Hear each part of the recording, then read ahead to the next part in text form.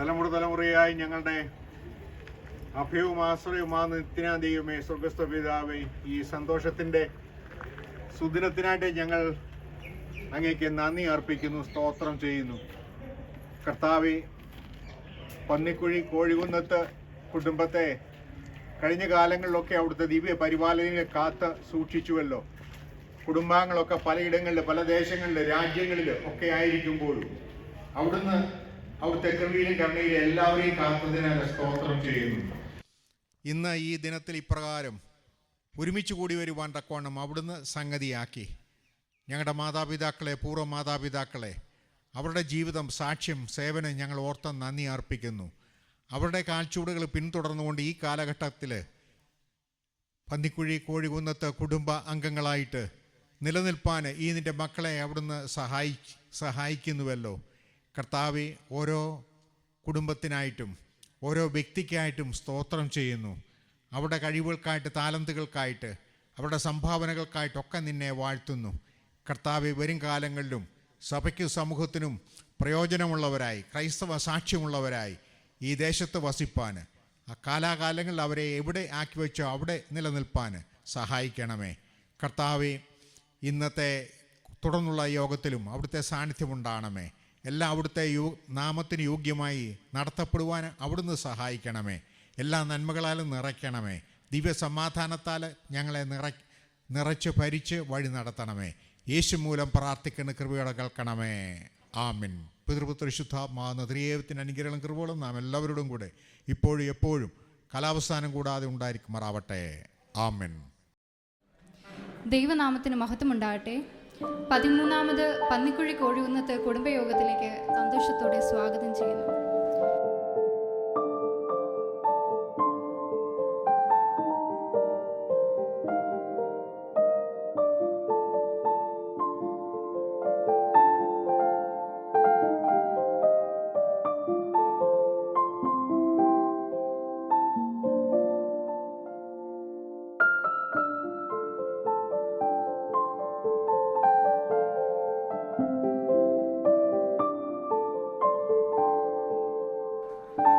പ്രാരംഭ പ്രാർത്ഥനയ്ക്കായി നമ്മുടെ മുൻ ഇടവക വികാരി റവറൻ സാം സാമുവൽ അച്ഛനെ സന്തോഷത്തോടെ സ്വാഗതം ചെയ്യുന്നു.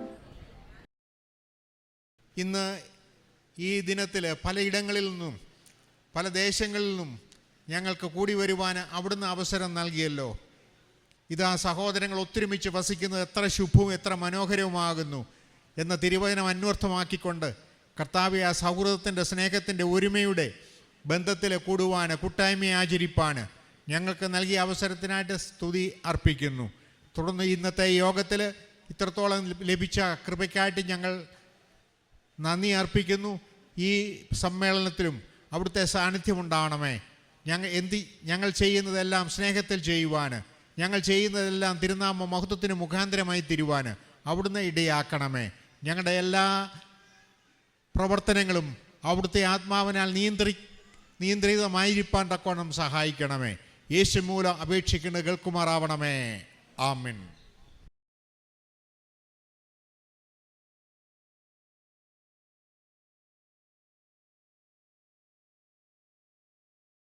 കഴിഞ്ഞ വർഷം നമ്മെ വിട്ട് നിത്യസ്വസ്ഥതയിൽ പ്രവേശിച്ച ഈപ്പൻ ജോൺ കരോട്ട് പ്രിയപ്പെട്ട ഷായ്ച്ചാനെ അനുസ്മരിക്കുന്നതിനുള്ള സമയമാണിത്. ഈ സമയം എല്ലാവർക്കും എഴുന്നേറ്റ് നിൽക്കാം. നമ്മുടെ കുടുംബയോഗം മുൻ president retired captain KM Eapen അപ്പച്ചൻ ഇപ്പോൾ അനുസ്മരണ പ്രാർത്ഥന നടത്തുന്നതാണ്.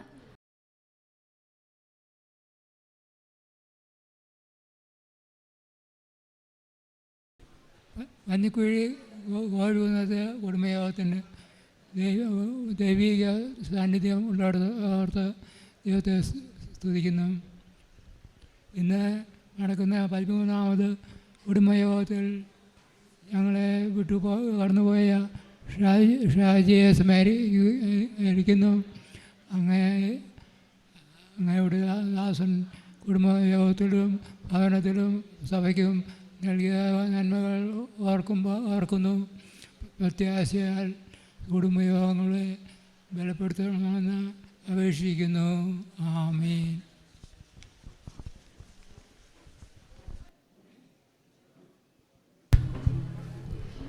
സ്വാഗതം ആശംസിക്കുന്നതിനായി തിരുവല്ല മർത്തോമ കോളേജ് അസിസ്റ്റന്റ് പ്രൊഫസറും നമ്മുടെ കുടുംബയോഗ കമ്മിറ്റി അംഗവുമായ ശ്രീ റിനോഷ് ടോം വർഗീസിനെ സന്തോഷത്തോടെ ക്ഷണിക്കുന്നു.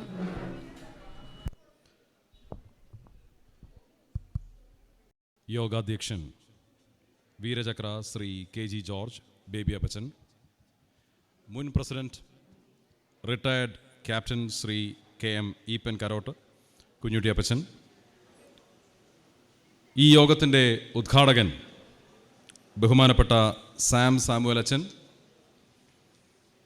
ആശംസാ പ്രഭാഷകൻ നെടുങ്ങാടപ്പള്ളി ഇടവക വികാരി ബഹുമാനപ്പെട്ട ജോർജ് മാത്യു അച്ചൻ, ഏറ്റവും പ്രിയവും സ്നേഹവുമുള്ള പന്നിക്കുഴി കോഴികുന്നത്ത് കമ്മിറ്റി അംഗങ്ങളെ, കുടുംബാംഗങ്ങളെ, കുഞ്ഞുങ്ങളെ,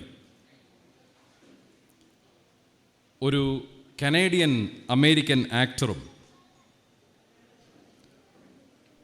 പാർക്കിൻസൺസ് ഡിസീസിനെതിരെയുള്ള അതിനെ പരിഹരിക്കാനുള്ള റിസർച്ചിൽ ഇൻവോൾവും അല്ലെങ്കിൽ അതിനുള്ളൊരു ആക്ടിവിസ്റ്റുമൊക്കെ ആയിരുന്ന മൈക്കിൾ ജെ ഫോക്സ് എന്ന വ്യക്തി ഒരിക്കൽ പറഞ്ഞു, family is not a thing, it is everything. Family is not a thing, it is everything. കുടുംബം എന്നത് മനുഷ്യ സൃഷ്ടിയല്ല, മറിച്ച് ഈ സ്ഥാപന ദൈവ സൃഷ്ടിയാണെന്ന് വേദപുസ്തകം നമ്മോട് പറയുന്നു. നമ്മുടെ കുടുംബം എല്ലാ വർഷവും കൂടി വരുന്നത് സ്നേഹം പങ്കിടുവാനും പരസ്പരം കാണുവാനുമൊക്കെയാണ്. എന്നാൽ അതിലുപരി ഒരു കുടുംബമായി നമ്മെ നിലനിർത്തിയ ദൈവത്തോട് നന്ദി രേഖപ്പെടുത്തുവാനും കൂടിയാണ് നാം ഒരുമിച്ച് കൂടുന്നത് എന്ന് വിസ്മരിച്ചു കൂടാ. അവൻ്റെ ഉപകാരങ്ങളൊന്നും മറക്കരുത് എന്ന് വേദപുസ്തകം നമ്മളെ ഓർമ്മപ്പെടുത്തുന്നു. ഇത്രത്തോളം നമ്മെ കൊണ്ടുവന്ന ഈ ദൈവം ഇനിയും നമ്മെ നടത്തുവാൻ ശക്തനാണെന്നോർത്ത് നമ്മുടെ ജീവിതയാത്രയിൽ ധൈര്യം ഉൾക്കൊള്ളുവാൻ നമുക്ക് സാധിക്കട്ടെ എന്ന് ഈ തരുണത്തിൽ പ്രാർത്ഥിക്കുന്നു. എത്ര ചെങ്കടലുകളെയാണ് ദൈവം നമുക്കായി പിളർത്തിയത്, എത്ര യോർദാനുകളാണ് നമ്മുടെ മുൻപിൽ വിഭജിക്കപ്പെട്ടത്. ഇസ്രായേലിൻ്റെ ദൈവം നമ്മുടെ ദൈവമെന്നറിഞ്ഞ് സ്തോത്രയാഗം അർപ്പിക്കുന്ന ഒരു കൂടിവരവായി നാം ഈ വാർഷിക യോഗങ്ങളെ കാണണം. ഇവിടെ കുട്ടികൾ കലാപരിപാടികളൊക്കെ അവതരിപ്പിക്കുമ്പോൾ നിങ്ങൾ ശ്രദ്ധിച്ച് നോക്കിക്കൊള്ളൂ, അവയിൽ സിംഹഭാഗവും ക്രിസ്തീയ വിശ്വാസത്തെയും ക്രിസ്തീയ ജീവിതത്തിൽ ഇന്ന് കാണുന്ന മൂല്യശോഷണത്തെ വിമർശിക്കുന്നതുമൊക്കെയാണ്. ഞാൻ എൻ്റെ കർത്തവ്യത്തിലേക്ക് കിടക്കട്ടെ. യോഗാധ്യക്ഷൻ Vir Chakra Shri K G George Baby അപ്പച്ചൻ്റെ ശാരീരിക ക്ഷീണതകൾ നമുക്ക് ഏവർക്കും അറിവുള്ളതാണ്.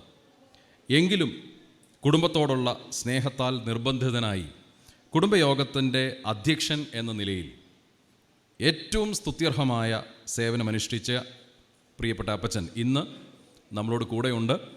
നമുക്ക് ഏറ്റവും സ്നേഹവും ബഹുമാനവുമുള്ള ബേബി അപ്പച്ചനെ ഏറ്റവും സ്നേഹത്തോടെയും ആദരവോടും കൂടി ഈ യോഗത്തിലേക്ക് ഞാൻ ഹാർദമായി സ്വാഗതം ചെയ്യുന്നു.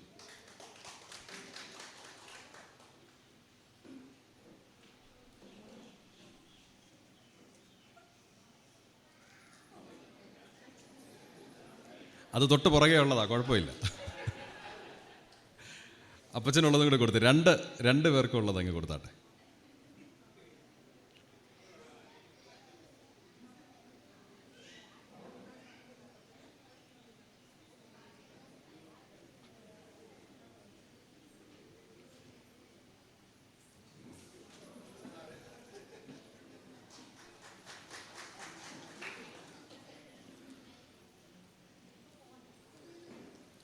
പൂവൊക്കെ കൊടുത്ത് നമ്മൾ സ്വീകരിച്ച് കഴിഞ്ഞെങ്കിലും മുൻ president retired captain Shri K M Eapen Karott അപ്പച്ചൻ കുഞ്ഞുട്ടി അപ്പച്ചൻ ഏറെ ശാരീരിക ക്ഷീണതകളുണ്ട്. എങ്കിലും കൃത്യനിഷ്ഠയുള്ള തൻ്റെ സ്വഭാവത്തിന് അനുസൃതമായി ഇന്നും കൃത്യസമയത്ത് തന്നെ അപ്പച്ചൻ നമ്മളോടൊപ്പം ഈ യോഗത്തിൽ ചേർന്നു. സ്നേഹസമ്പന്നമായ വ്യക്തിത്വം എന്ന നിലയിൽ എല്ലാവർക്കും ഏറ്റവും പ്രിയപ്പെട്ട അപ്പച്ചനെ ഞാൻ ഈ സമയത്ത് യോഗത്തിലേക്ക് എല്ലാവരുടെയും നാമത്തിൽ ഹാർദമായി സ്വാഗതം ചെയ്യുന്നു. യോഗ ഉദ്ഘാടകൻ ബഹുമാനപ്പെട്ട സാം സാമുവൽ അച്ചൻ നല്ല ഒരു ചിന്തകൻ, പ്രഭാഷകൻ, നമ്മുടെ മുൻ ഇടവക വികാരി, ഇങ്ങനെയൊക്കെ പല വിധത്തിൽ വ്യക്തിപരമായി പ്രിയപ്പെട്ട അച്ഛനെ നമുക്ക് പരിചിതമാണ്.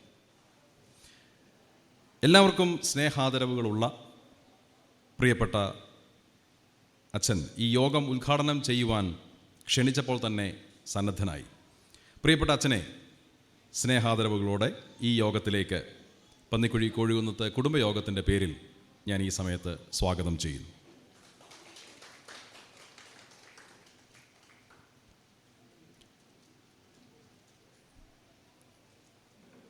നെടുങ്ങാടപ്പള്ളി ഇടവക വികാരി ബഹുമാനപ്പെട്ട ജോർജ് മാത്യു അച്ഛൻ നമ്മുടെ ഇടവക വികാരി എന്ന നിലയിലും നല്ല പ്രസംഗകൻ എന്ന നിലയിലും സ്നേഹപുരസരമുള്ള പെരുമാറ്റത്തിൻ്റെ ഉടമ എന്ന നിലയിലുമൊക്കെ നമ്മുടെ ഹൃദയങ്ങളിൽ ഇതിനോടകം ഇടം നേടിയിട്ടുണ്ട്. വളരെയധികം തിരക്കുകൾ ഇന്ന് ഉണ്ട്. എന്നിരുന്നാലും അവസരം കിട്ടുന്നതനുസരിച്ച് സാധിക്കുമെങ്കിൽ ഈ യോഗത്തിൽ ഇന്ന് ആശംസ അറിയിക്കാൻ എത്തിച്ചേരും എന്ന് അറിയിച്ചിട്ടുണ്ട്. അച്ഛൻ ഇപ്പോൾ ഇവിടെ ഇല്ല, എന്നിരുന്നാലും അച്ഛൻ എത്തിച്ചേരാം എന്ന് അറിയിച്ചിട്ടുണ്ട്. രാവിലെ കർത്തൃ ശുശ്രൂഷയ്ക്കും ബഹുമാനമുള്ള അച്ഛൻ നേതൃത്വം നൽകിയിരുന്നല്ലോ. അച്ഛൻ്റെ അഭാവത്തിലും അച്ഛനെ സർവാദരവോടും കൂടെ ഈ യോഗത്തിലേക്ക്, കുടുംബ കൂട്ടായ്മയിലേക്ക് ഞാൻ സ്വാഗതം ചെയ്യുന്നു. നമ്മുടെ കുടുംബയോഗത്തിൻ്റെ secretary Shri Bennis John, treasurer പ്രിയപ്പെട്ട ലാലിച്ചായൻ, മറ്റെല്ലാ കമ്മിറ്റി അംഗങ്ങളെയും കുടുംബാംഗങ്ങളെയും ഒറ്റ വാക്കിൽ സ്നേഹാദരവുകളോടെ സ്വാഗതം ചെയ്തുകൊണ്ട് എൻ്റെ വാക്കുകൾ ഉപസംഹരിക്കട്ടെ. നന്ദി.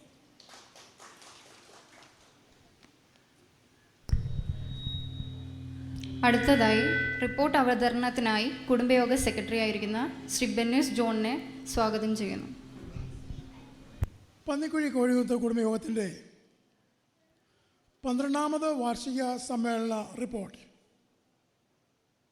പന്നിക്കുഴി കോഴികുന്നത്ത് കുടുംബയോഗത്തിൻ്റെ ആരംഭം മുതൽ എടുത്ത പൊതുയോഗ തീരുമാനമനുസരിച്ച് 12ാമത് വാർഷികം ഈ വർഷവും 2023 മെയ് 13-ാം തീയതി 2ാം ശനിയാഴ്ച തന്നെ നടത്തപ്പെട്ടു. രാവിലെ 9 മണിക്ക് ഉള്ള വിശുദ്ധ സംസർഗ ശുശ്രൂഷയോടെ ആരംഭിച്ച് 9:30 AM Shri KG George, Vir Chakra KG George പതാക ഉയർത്തൽ കർമ്മം നടത്തി. കുടുംബാംഗങ്ങൾ കോഴികുന്നത്ത് തങ്കച്ചൻ മെമ്മോറിയൽ ഹാളിൽ സമ്മേളനത്തിനായി ഒത്തുകൂടി. കുടുംബയോഗ പ്രസിഡന്റ് വീരചക്ര KG ജോർജിൻ്റെ അധ്യക്ഷതയിൽ കൂടിയ യോഗം റവറൻഡ് ജോർജ് മാത്യു അച്ഛൻ ഉദ്ഘാടനം ചെയ്തു.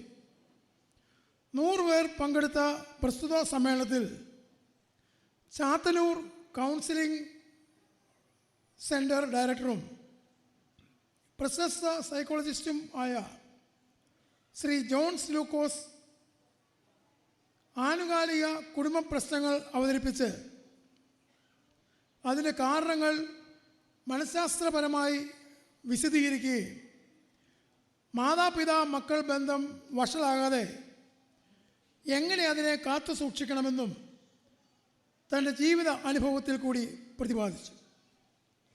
ഡാൻസ്, പാട്ട്, മാർഗംകളി, ഗിറ്റാർ വായന, മൗത്ത് ഓർഗൻ, കോൽകളി തുടങ്ങിയ കൾച്ചറൽ പ്രോഗ്രാം ഈ സമ്മേളനത്തിന് കൊഴുപ്പേകി. പങ്കെടുത്ത 12 കുഞ്ഞുങ്ങളോടും 6 മുതിർന്നവരോടും അഭിനന്ദനം അറിയിക്കുന്നു. സെക്രട്ടറി പങ്കെടുത്ത എല്ലാവരെയും സ്വാഗതം ചെയ്തു. കഴിഞ്ഞ വർഷം നമ്മെ വിട്ട് കടന്നുപോയ TS റേച്ചൽ ആൻറ്റി,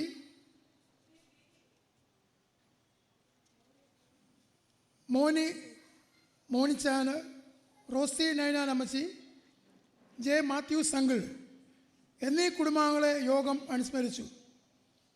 മുതിർന്ന അംഗം റിട്ടയർഡ് ക്യാപ്റ്റൻ KM ഈപ്പൻ അപ്പച്ചൻ അനുസ്മരണ പ്രാർത്ഥന നടത്തി.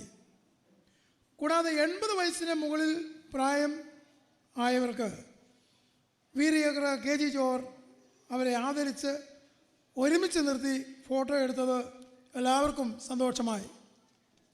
കഴിഞ്ഞ വാർഷിക സമ്മേളനത്തിലെ വരവേൽപ്പ് കണക്ക് treasurer Shri Thomas T. Thomas അവതരിപ്പിക്കുകയും ശ്രീ ജേക്കബ് T. ഈപ്പൻ പാസ്സാക്കാമെന്ന് അഭിപ്രായപ്പെടുകയും ശ്രീ മോഹൻ മാത്യു പിന്താങ്ങുകയും ചെയ്തു.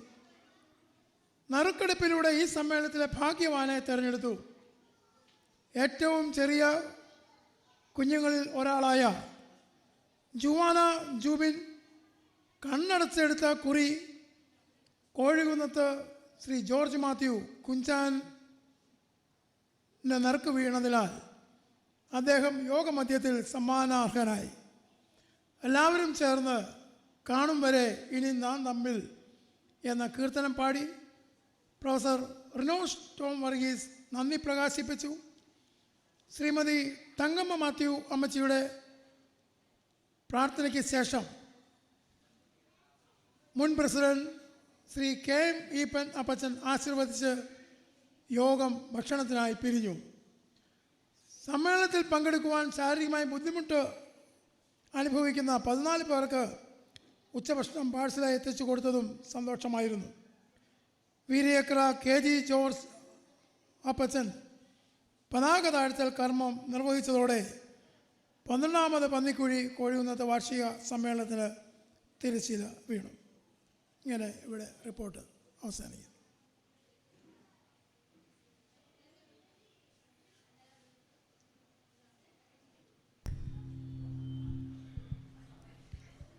അടുത്തതായി പന്നിക്കുഴി കോഴികുന്നത്ത് കുടുംബത്തിലെ കൊച്ചുകുട്ടികൾ അവതരിപ്പിക്കുന്ന ഒരു ഡാൻസാണ്. അതിനായി കുഞ്ഞുങ്ങളെ ക്ഷണിച്ചുകൊള്ളുന്നു.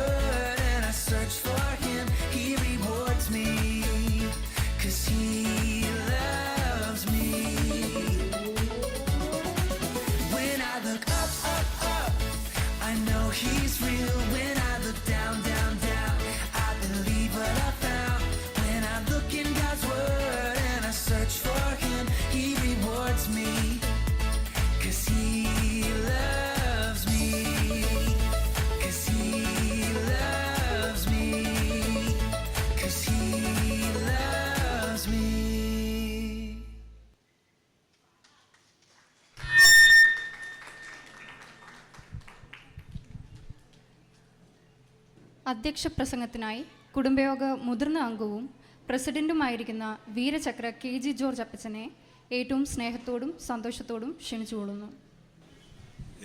ബഹുമാന്യനും പന്നിക്കുഴി കോഴികുന്നത്ത് കുടുംബയോഗത്തിൻ്റെ 13ാമത് വാർഷിക യോഗം ഉദ്ഘാടനം ചെയ്യുന്ന റവറൻഡ് സാം സാമുവൽ അച്ഛൻ, ആശംസ അർപ്പിക്കുന്ന റവറൻഡ് ജോർജ് മാത്യു അച്ഛൻ, കുടുംബയോഗം മുൻ president retired captain KM Eapen, ഇവിടെ സദസ്സിലിരിക്കുന്ന പ്രിയപ്പെട്ട സഹോദരങ്ങളെ, കുഞ്ഞുങ്ങളെ, നിങ്ങൾക്കെല്ലാവർക്കും എൻ്റെ സ്നേഹവന്ദനം. പന്നിക്കുഴി കോഴികുന്നത്ത് കുടുംബയോഗത്തിൻ്റെ 13ാമത് യോഗമാണ് ഇവിടെ. മുൻ വർഷങ്ങളിൽ ഒത്തൊരുമയോടെ ജീവിക്കുന്നതിന് നമുക്ക് ദൈവം അവസരം നൽകി.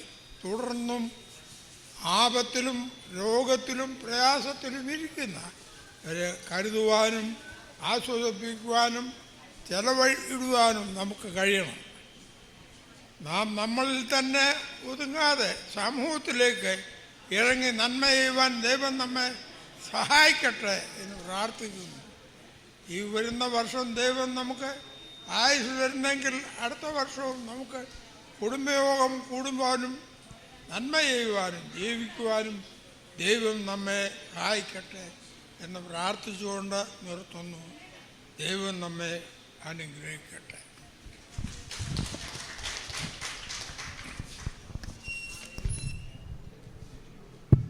താങ്ക് യു അപ്പച്ച. അടുത്തതായി നമുക്കൊരു ഡാൻസ് കണ്ട് ആസ്വദിക്കാം. അതിനായി കുമാരി ജുവാന സജനെ വേദിയിലേക്ക് ക്ഷണിക്കുന്നു.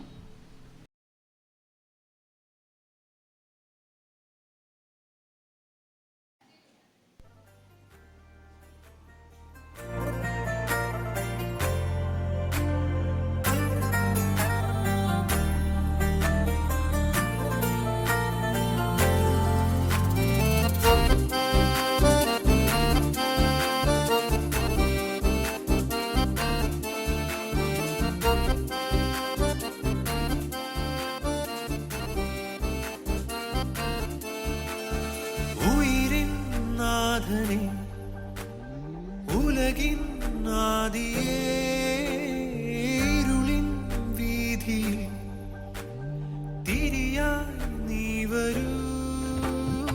ഉയിരിൻ നാഥനെ ഉലകിൻ ആദിയേ ഇരുളിൻ വീഥിയിൽ തിരിയായി നീ വരൂ. ആലംബമെന്നും മഴലാഴങ്ങൾ നീന്താൻ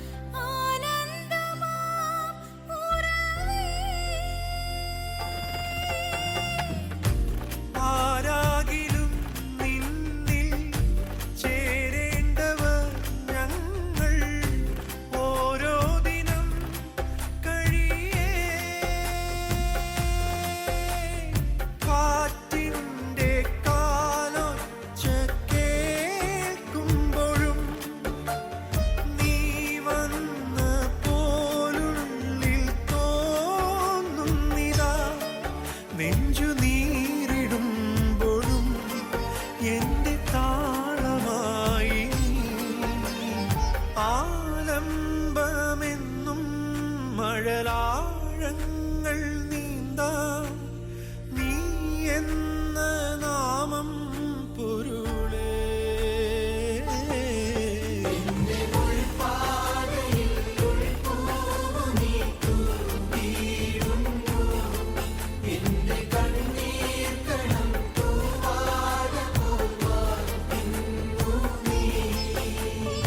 ഉയിരിൻ നാഥനേ, ഉലകിൻ ആദിയേ, ഇരുളിൻ വീഥിയിൽ തിരിയാൻ നീ വരൂ. ഉയിരിൻ നാഥനേ. ജുവാനയ്ക്ക് നല്ലൊരു കൈയടി കൊടുക്കാം.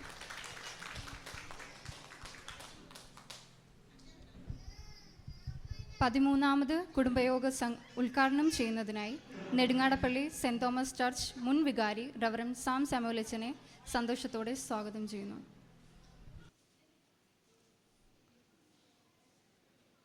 പതിമൂന്നാമത് പന്നിക്കുഴി കോഴികുന്നത്ത് കുടുംബയോഗ വാർഷിക യോഗത്തിൻ്റെ അധ്യക്ഷപദം അലങ്കരിക്കുന്ന വീരചക്ര KG ജോർജ്, കുടുംബയോഗ പിതൃസ്ഥാനീയനായിട്ടുള്ള Shri KM Eapen, Shri Rinosh Tom Varghese, Shri Bennis John, മറ്റ് കുടുംബയോഗ ഭാരവാഹികളെ, കുടുംബയോഗ അംഗങ്ങളെ, നമ്മുടെ കർത്താവും രക്ഷിതാവുമായ യേശു ക്രിസ്തുവിൻ്റെ നിസ്തുല്യ നാമത്തിൽ എല്ലാവർക്കും സ്നേഹവന്ദനം. ഈ യോഗത്തിലേക്ക് എന്നെ ക്ഷണിച്ച, ഇങ്ങനൊരു അവസരം നൽകിയ ഇതിൻ്റെ ഭാരവാഹിയോടുള്ള നന്ദി, സന്തോഷം ആദ്യമേ രേഖപ്പെടുത്തട്ടെ, അറിയിക്കട്ടെ. പരിചയമുള്ള, സ്നേഹമുള്ള എല്ലാവരെയും വീണ്ടും കാണാനൊരവസരം, ആ നിലയിൽ കൂടുതലായിട്ട് ഈ യോഗത്തിലേക്ക് വരുവാൻ എനിക്ക് താല്പര്യമുണ്ടായത്. എല്ലാവരെയും കാണുവാനും സന്തോഷ സൗഹൃദത്തിൻ്റെ സ്നേഹം പങ്കുവയ്ക്കുവാൻ ലഭിച്ച അവസരത്തിനായിട്ട് വീണ്ടും ദൈവത്തിന് സ്തോത്രം ചെയ്യുന്നു. സാധാരണ ഇങ്ങനെയുള്ള സന്ദർഭത്തിൽ ഞാൻ ഉദ്ധരിക്കുന്ന ഒരു വാക്യമാണ് എഫേസ്യ ലേഖനത്തിൽ 3-ാം അധ്യായം 14-ാമത്തെ വാക്യം. അത് നിർത്തില്ലാതെ തുടരുന്ന വാക്കുകളാണ്. അത് നിമിത്തം ഞാൻ സ്വർഗത്തിലും ഭൂമിയിലുമുള്ള സകല കുടുംബത്തിനും പേർ വരുവാൻ കാരണമായ പിതാവിൻ്റെ സന്നിധിയിൽ മുട്ടുകുത്തുന്നു. സ്വർഗത്തിലും ഭൂമിയിലും സകല കുടുംബത്തിനും പേർ വരുവാൻ കാരണമായ ദൈവം. സ്വാഗത പ്രസംഗകൻ ആദ്യമേ സൂചിപ്പിച്ചതുപോലെ കുടുംബമെന്ന് പറയുന്നത് ദൈവത്തിൻ്റെ സ്ഥാപനമാണ്. മനുഷ്യൻ കണ്ടുപിടിച്ച ഒരു പ്രസ്ഥാനമല്ല.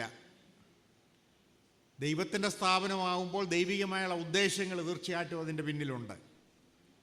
ദൈവികമായുള്ള ഉദ്ദേശങ്ങൾ, ആ ഉദ്ദേശങ്ങൾ നിറവേറപ്പെടുമ്പോഴാണ് കുടുംബം അർത്ഥപൂർണമാകുന്നത്, കുടുംബജീവിതം സഫലമാകുന്നത്. സമൂഹത്തിൻ്റെ ഏറ്റവും ചെറിയ ഘടകമാണ് കുടുംബം, അണുകുടുംബം. മാതാവും പിതാവും മക്കളും. അങ്ങനെയുള്ള പല അണുകുടുംബങ്ങൾ ചേർന്ന ഒരു വിശാല കുടുംബം. നമുക്കറിയാം, പന്നിക്കുഴി കോഴികുന്നത്ത് കുടുംബയോഗമെന്ന് പറയുമ്പോൾ പല പല അണുകുടുംബങ്ങൾ ചേർന്നിട്ടുള്ളതാണ്. നാം ഒന്നിച്ചു കൂടുന്നു. സാധാരണഗതിയിൽ ആണ്ടിലൊരിക്കൽ ഒരു വാർഷിക യോഗമായിട്ട്. തീർച്ചയായിട്ടും അർത്ഥവത്താണ് ഇങ്ങനെയുള്ള കൂടിവരവ്. അണുകുടുംബങ്ങൾ ഒന്നിച്ചു കൂടി വരിക ഒരു ഇൻട്രാക്ഷനുള്ള സമയമാണ്. എന്തിനായിട്ടാണ്? അതിലൂടെ സാധിക്കേണ്ടത് എന്തോ നമ്മുടെ കൂടിവരവ് കൊണ്ട്. തീർച്ചയായിട്ടും സന്തോഷത്തിൻ്റെ കൂട്ടായ്മയുടെ സൗഹൃദത്തിൻ്റെ ഒരു അനുഭവമാണ്. നമ്മുടെ ഈ കൂടിവരവ് നമ്മുടെ നമുക്കൊരു നിലവാരമുണ്ട് അല്ലേ? നമ്മുടെ മാതാപിതാക്കൾ, പൂർവ്വ മാതാപിതാക്കൾ കാണിച്ചു തന്ന ജീവിത ശൈലി അത് നിലവാരത്തിൻ്റേതാണ്. ആ നിലവാരം നിലനിർത്താനായിട്ട് ഒന്നിച്ചു കൂടി വരുന്നത് സഹായകരമാണ്. കാരണം കുടുംബമാണ് പ്രത്യേകിച്ച് അണുകുടുംബമാണ് ഒരു വ്യക്തിയെ രൂപപ്പെടുത്തുന്നത്, വ്യക്തിയെ രൂപപ്പെടുത്തി സമൂഹത്തിന് നൽകുന്നത്, സഭയ്ക്ക് നൽകുന്നത്, വിശാലമായ ലോകത്തിലേക്ക് അയക്കുന്നത്. ഒരു വ്യക്തിയെ നമ്മുടെ മക്കളൊക്കെ ഏതെല്ലാം രാജ്യങ്ങളിലൊക്കെ ഉണ്ട്. കുടുംബം രൂപപ്പെടുത്തി അയക്കുക ലോകത്തിൻ്റെ അറ്റത്ത്, കർത്താവ് പറഞ്ഞ പോലെ ലോകത്തിൻ്റെ അറ്റത്തേക്ക് വരെയും. അപ്പോൾ ഈ ഒരു വ്യക്തിയുടെ ആളത്വ രൂപീകരണത്തിൽ ഈ കളരിയെന്ന് പറയുന്നത്, ആളത്വ രൂപീകരണം നടക്കുന്ന ഇടമെന്ന് പറയുന്നത് വീടാണ്, കുടുംബമാണ്.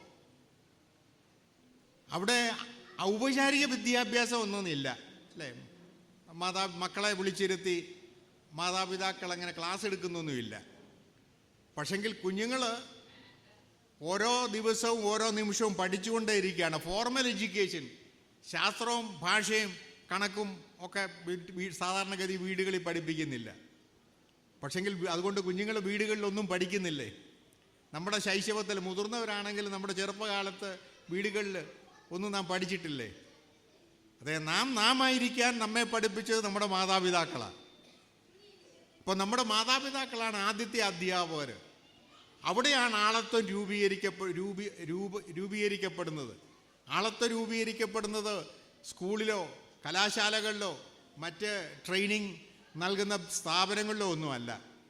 ആളത്വം നിർണയിക്കപ്പെടുന്നത് കുടുംബങ്ങളിലാണ്. ബാലൻ നടക്കേണ്ടുന്ന വഴിയിൽ അവനെ അഭ്യസിപ്പിക്കുക, അവൻ വൃദ്ധനായാലും അത് വിട്ടുമാറുകയില്ലെന്ന് ദൈവവചനം പറയുമ്പോൾ പലപ്പോഴും നമ്മളത് സൺഡേ സ്കൂൾ പ്രവർത്തന ശുശ്രൂഷയുമായി ബന്ധപ്പെട്ട് മാത്രം അതിനെ ചിന്തിക്കാറുണ്ട്. ബാലൻ നടക്കേണ്ടുന്ന വഴിയിൽ അവനെ അഭ്യസിപ്പിക്കുക. ആരാ അഭ്യസിപ്പിക്കുക? ആഴ്ചയിൽ ഒരിക്കൽ 1 മണിക്കൂർ നേരത്തേക്കാണ് സൺഡേ സ്കൂളിൽ അധ്യാപകർക്ക് കുഞ്ഞുങ്ങളെ കിട്ടുന്നത്. അവിടെയല്ല, വീടുകളിലാണ് ബാലൻ നടക്കേണ്ടുന്ന വഴിയിൽ അവനെ അഭ്യസിപ്പിക്കേണ്ടത്. ഞാൻ പറഞ്ഞ ആളത്വം രൂപീകരിക്കപ്പെടുന്നത് ശാസ്ത്രവും ഭാഷയും അല്ല. ആളത്വം അത് മനുഷ്യത്വമാണ്. മനുഷ്യത്വം, മാനുഷിക മൂല്യങ്ങൾ എന്തുവാ അല്ലെ, കുറഞ്ഞ പക്ഷം അല്ലേ സാമാന്യ മര്യാദ, മറ്റുള്ളവരോട് എങ്ങനെയാണ് ഇടപെടേണ്ടത് അല്ലേ, അതൊക്കെ പരിശീലിപ്പിക്കപ്പെടേണ്ടത് അല്ലെങ്കിൽ പരിചയിക്കേണ്ടത് വീടുകളിലാണ്, ഭവനങ്ങളിലാണ്.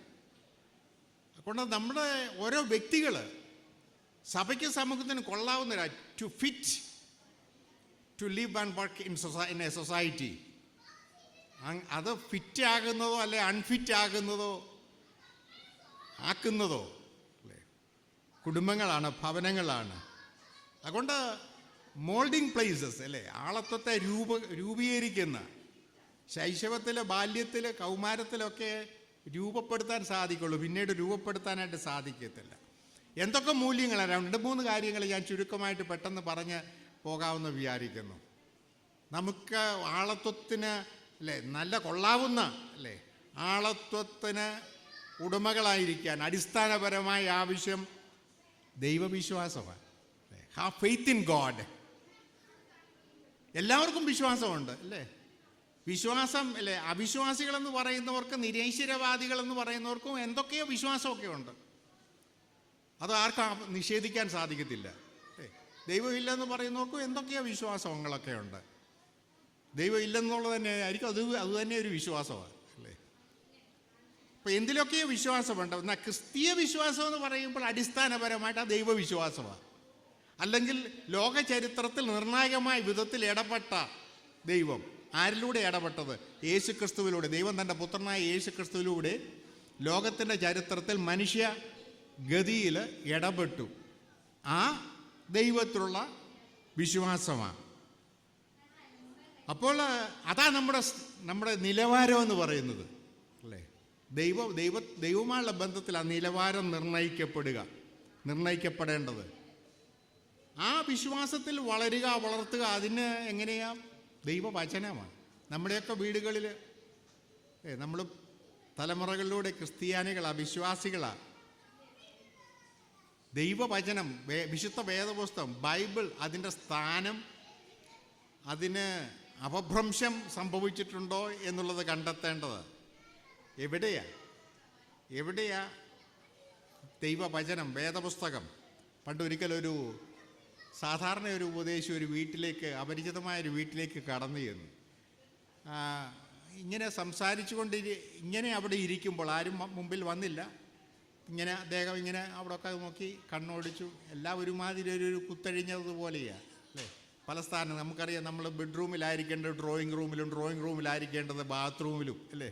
അങ്ങനെയൊക്കെ ആയാൽ എല്ലാം അതിൻ്റേതായുള്ള സ്ഥാനത്തൊക്കെ ആയിരിക്കുക എന്ന് പറയുന്നത് കുടുംബജീവിതത്തിൽ അല്ലേ, അതൊരു അടയാളം തന്നെയാണ്. അപ്പോൾ ഈ കുറച്ച് കഴിഞ്ഞിട്ട് ആ ഉപദേശിയുടെ മുമ്പിൽ അവിടുത്തെ ആൾ വന്നു, ചുമതലപ്പെട്ടവർ പറഞ്ഞു, ഈ വീട്ടിലൊരു നിധിയുണ്ട്, അത് നിങ്ങൾ കണ്ടെത്തണം. അദ്ദേഹം കൂടുതലായിട്ടൊന്നും പറഞ്ഞില്ല, പിന്നീട് സാധാരണഗതിയിൽ പ്രാർത്ഥിച്ചങ്ങ് പോയി.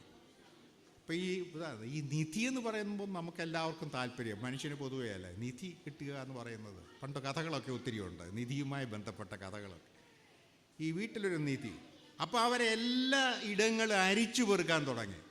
ഉള്ള പഴയ സാധനങ്ങളും വേണ്ടിയതും വേണ്ടാത്ത ഞാൻ പറയല അപഭ്രംശം സംഭവിച്ച എല്ലാം അവരെ അരിച്ചു പെറുക്കി ഒത്തിരിയൊക്കെ പൊടി പിടിച്ചൊക്കെ കിടക്കുന്നു.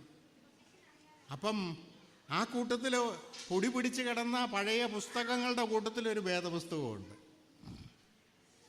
അതും പൊടി തട്ടി. അപ്പം കൊച്ചുകുട്ടി ചോദിച്ചു, ഇതെന്തവാ? അത് വേദപുസ്തകമാണ്, മാതാവ്, വേദപുസ്തകം അല്ലേ. പക്ഷേ ഇതിൽ എല്ലായിടും അരിച്ചു പെറുക്കിയിട്ടും നിധി അവർ കണ്ടെത്തിയില്ല. വേദപുസ്തകം കണ്ടി കുട്ടി അത് വായിക്കാൻ തുടങ്ങി. അവനത് വായിച്ചു. അവൻ താല്പര്യത്തോടെ വായിക്കുന്നത് കണ്ടോണ്ടേ അവൻ്റെ മൂത്തതും അല്ലേ വായിക്കാൻ തുടങ്ങി. പിന്നീട് മാതാപിതാക്കൾ അത് മാതാപിതാക്കളും അത് പരിശോധിക്കാനും വായിക്കാനും തുടങ്ങി. ക്രമേണ, ഞാൻ അതിന് വിശദീകരിച്ച് സമയമെടുക്കുന്നില്ല, ക്രമേണ ആ വീട്ടിൽ വേദപുസ്തക പാരായണം പതിവായി. അതുമൂലം രാവിലെയും വൈകിട്ടും പ്രാർത്ഥനയുണ്ടായി. ആ വീട്ടിലാകപ്പാടെ ഒരു ക്രമരഹിതമായ അവസ്ഥയിൽ ഒരു ക്രമമൊക്കെ ഉണ്ടായി. വീട് ശരിക്കും കുടുംബമായി. അപ്പോൾ ക്രമേണ അവർക്ക് മനസ്സിലായി, ഉപദേശി പറഞ്ഞ നീതി ഇതുതന്നെയാണ്, ദൈവത്തിൻ്റെ വചനമാണ്, അതുതന്നെയാണ് നിധി. കാരണം ആ വീടിനെ സമ്പന്നമാക്കിയത് ദൈവത്തിൻ്റെ വചനമാണ് എന്ന് പറഞ്ഞതുപോലെ ഭ്രംശം സംഭവിച്ച ഒരു സാധനമായിട്ടാണോ ദൈവവചനം? അത് നമ്മൾ തിരിച്ചറിയണം.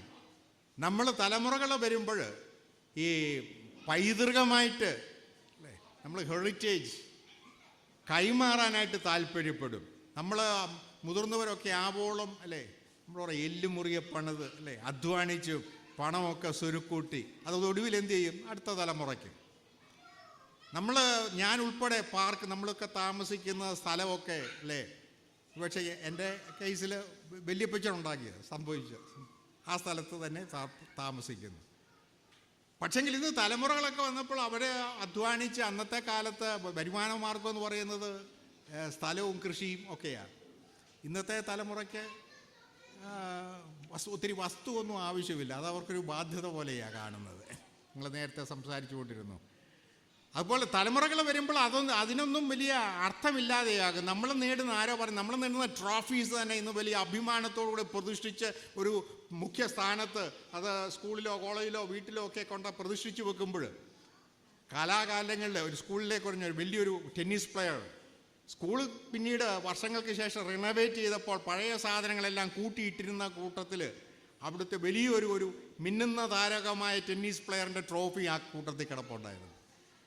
അദ്ദേഹത്തെ അത് തിരിച്ചറിഞ്ഞ അദ്ദേഹത്തിൻ്റെ ഒരു കൂട്ടുകാരൻ ഇത് പാഴ്സൽ അയച്ചു കൊടുത്തു, നിൻ്റെ ട്രോഫി ഇതേണ്ടത് ഇരിക്കുന്നു. ആവുന്ന കാലത്ത് അവനെ നിലത്ത് നിർത്താതെ കൂട്ടുകാർ കൊണ്ടു നടന്നതാണ് ഈ ട്രോഫിയുമായിട്ട്. പക്ഷെങ്കിൽ കാലം മാറിയപ്പോൾ അത് ചവറ്റുകൊട്ടയിലെ സ്ഥാനം പിടിച്ചു. അപ്പോൾ ഇന്ന് നാം വലിയ ശ്രേഷ്ഠമായിട്ട് ദിവ്യമായിട്ട് അമൂല്യമായിട്ട് കാണുന്ന കാര്യങ്ങളൊന്നൊക്കെ കുറേ കഴിയുമ്പോഴൊക്കെ അത് ഒരു വേസ്റ്റായിട്ട് മാറും.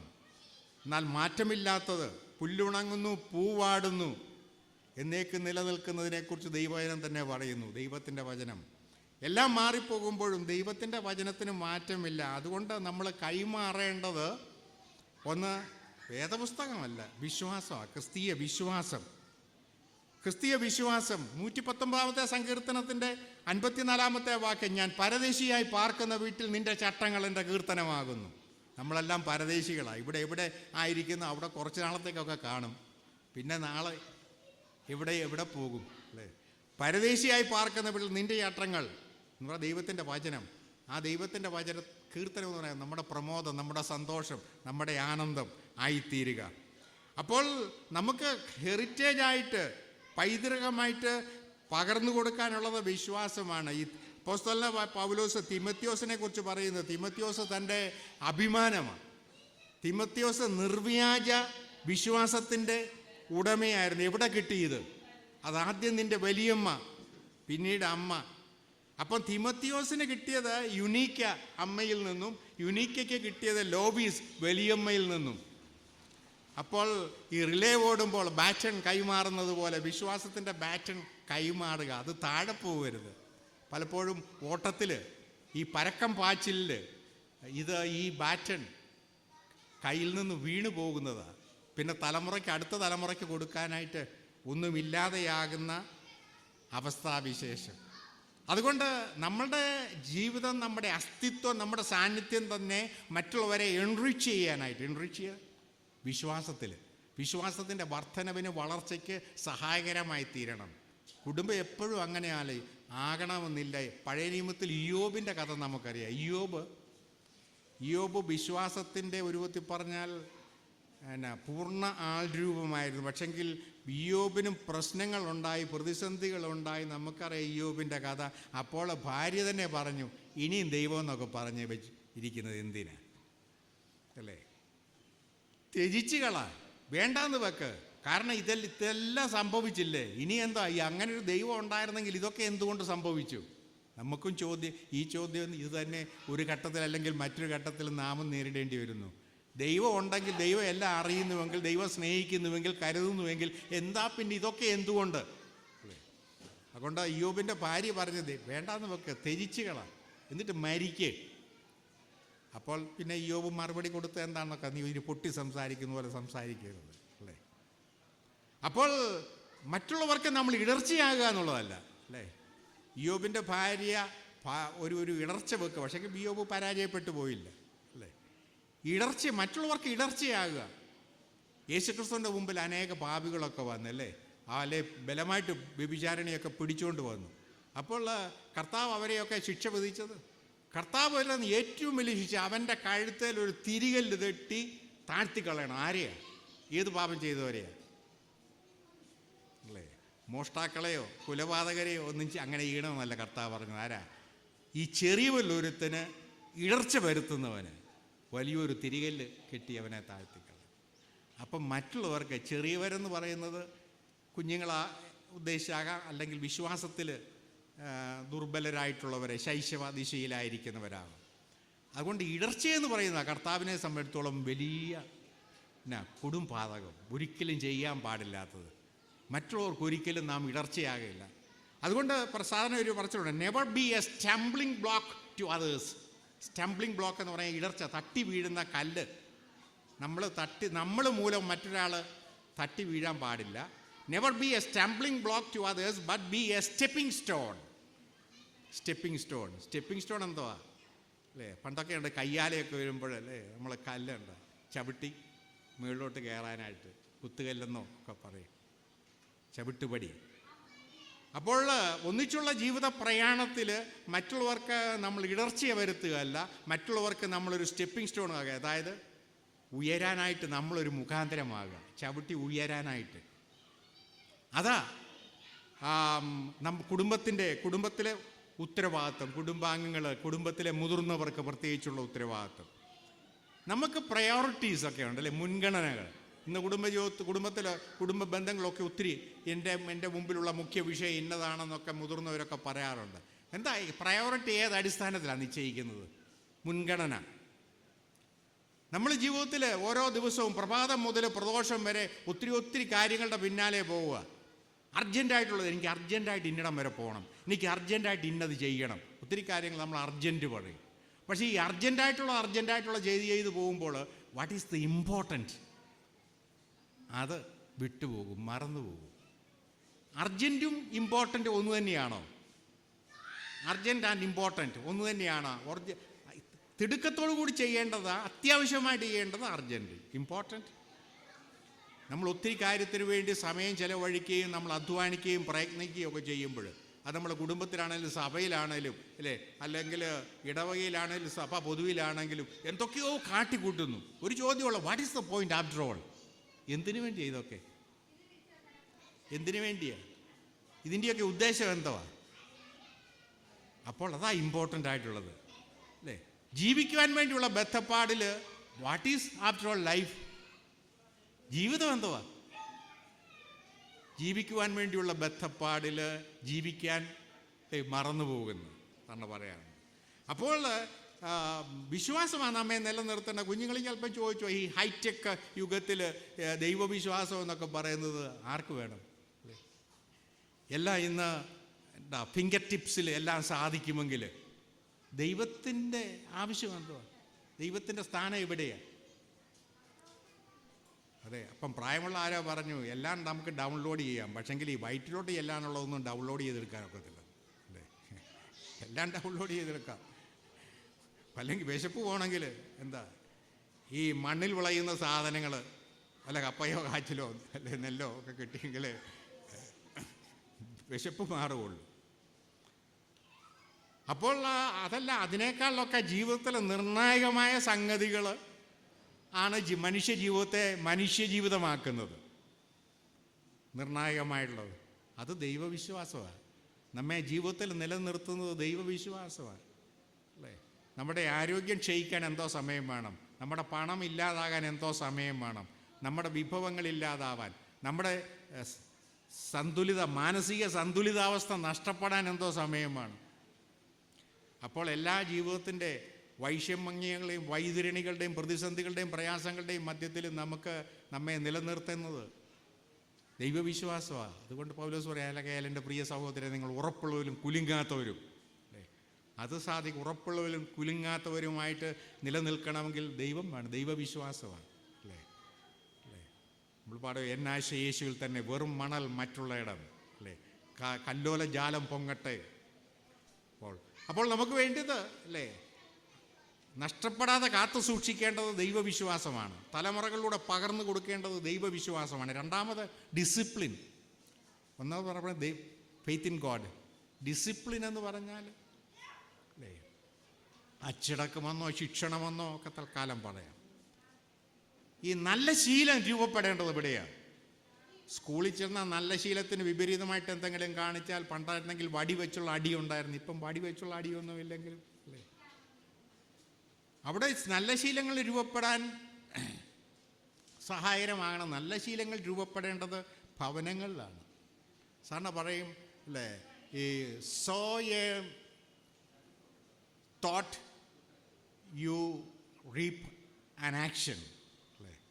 ചിന്ത, പ്രവൃത്തി അത് ശീലങ്ങളാകുന്നു. ശീലങ്ങൾ അത് സ്വഭാവം, ക്യാരക്ടറാകുന്നു. തോട്ട്, ആക്ഷൻ,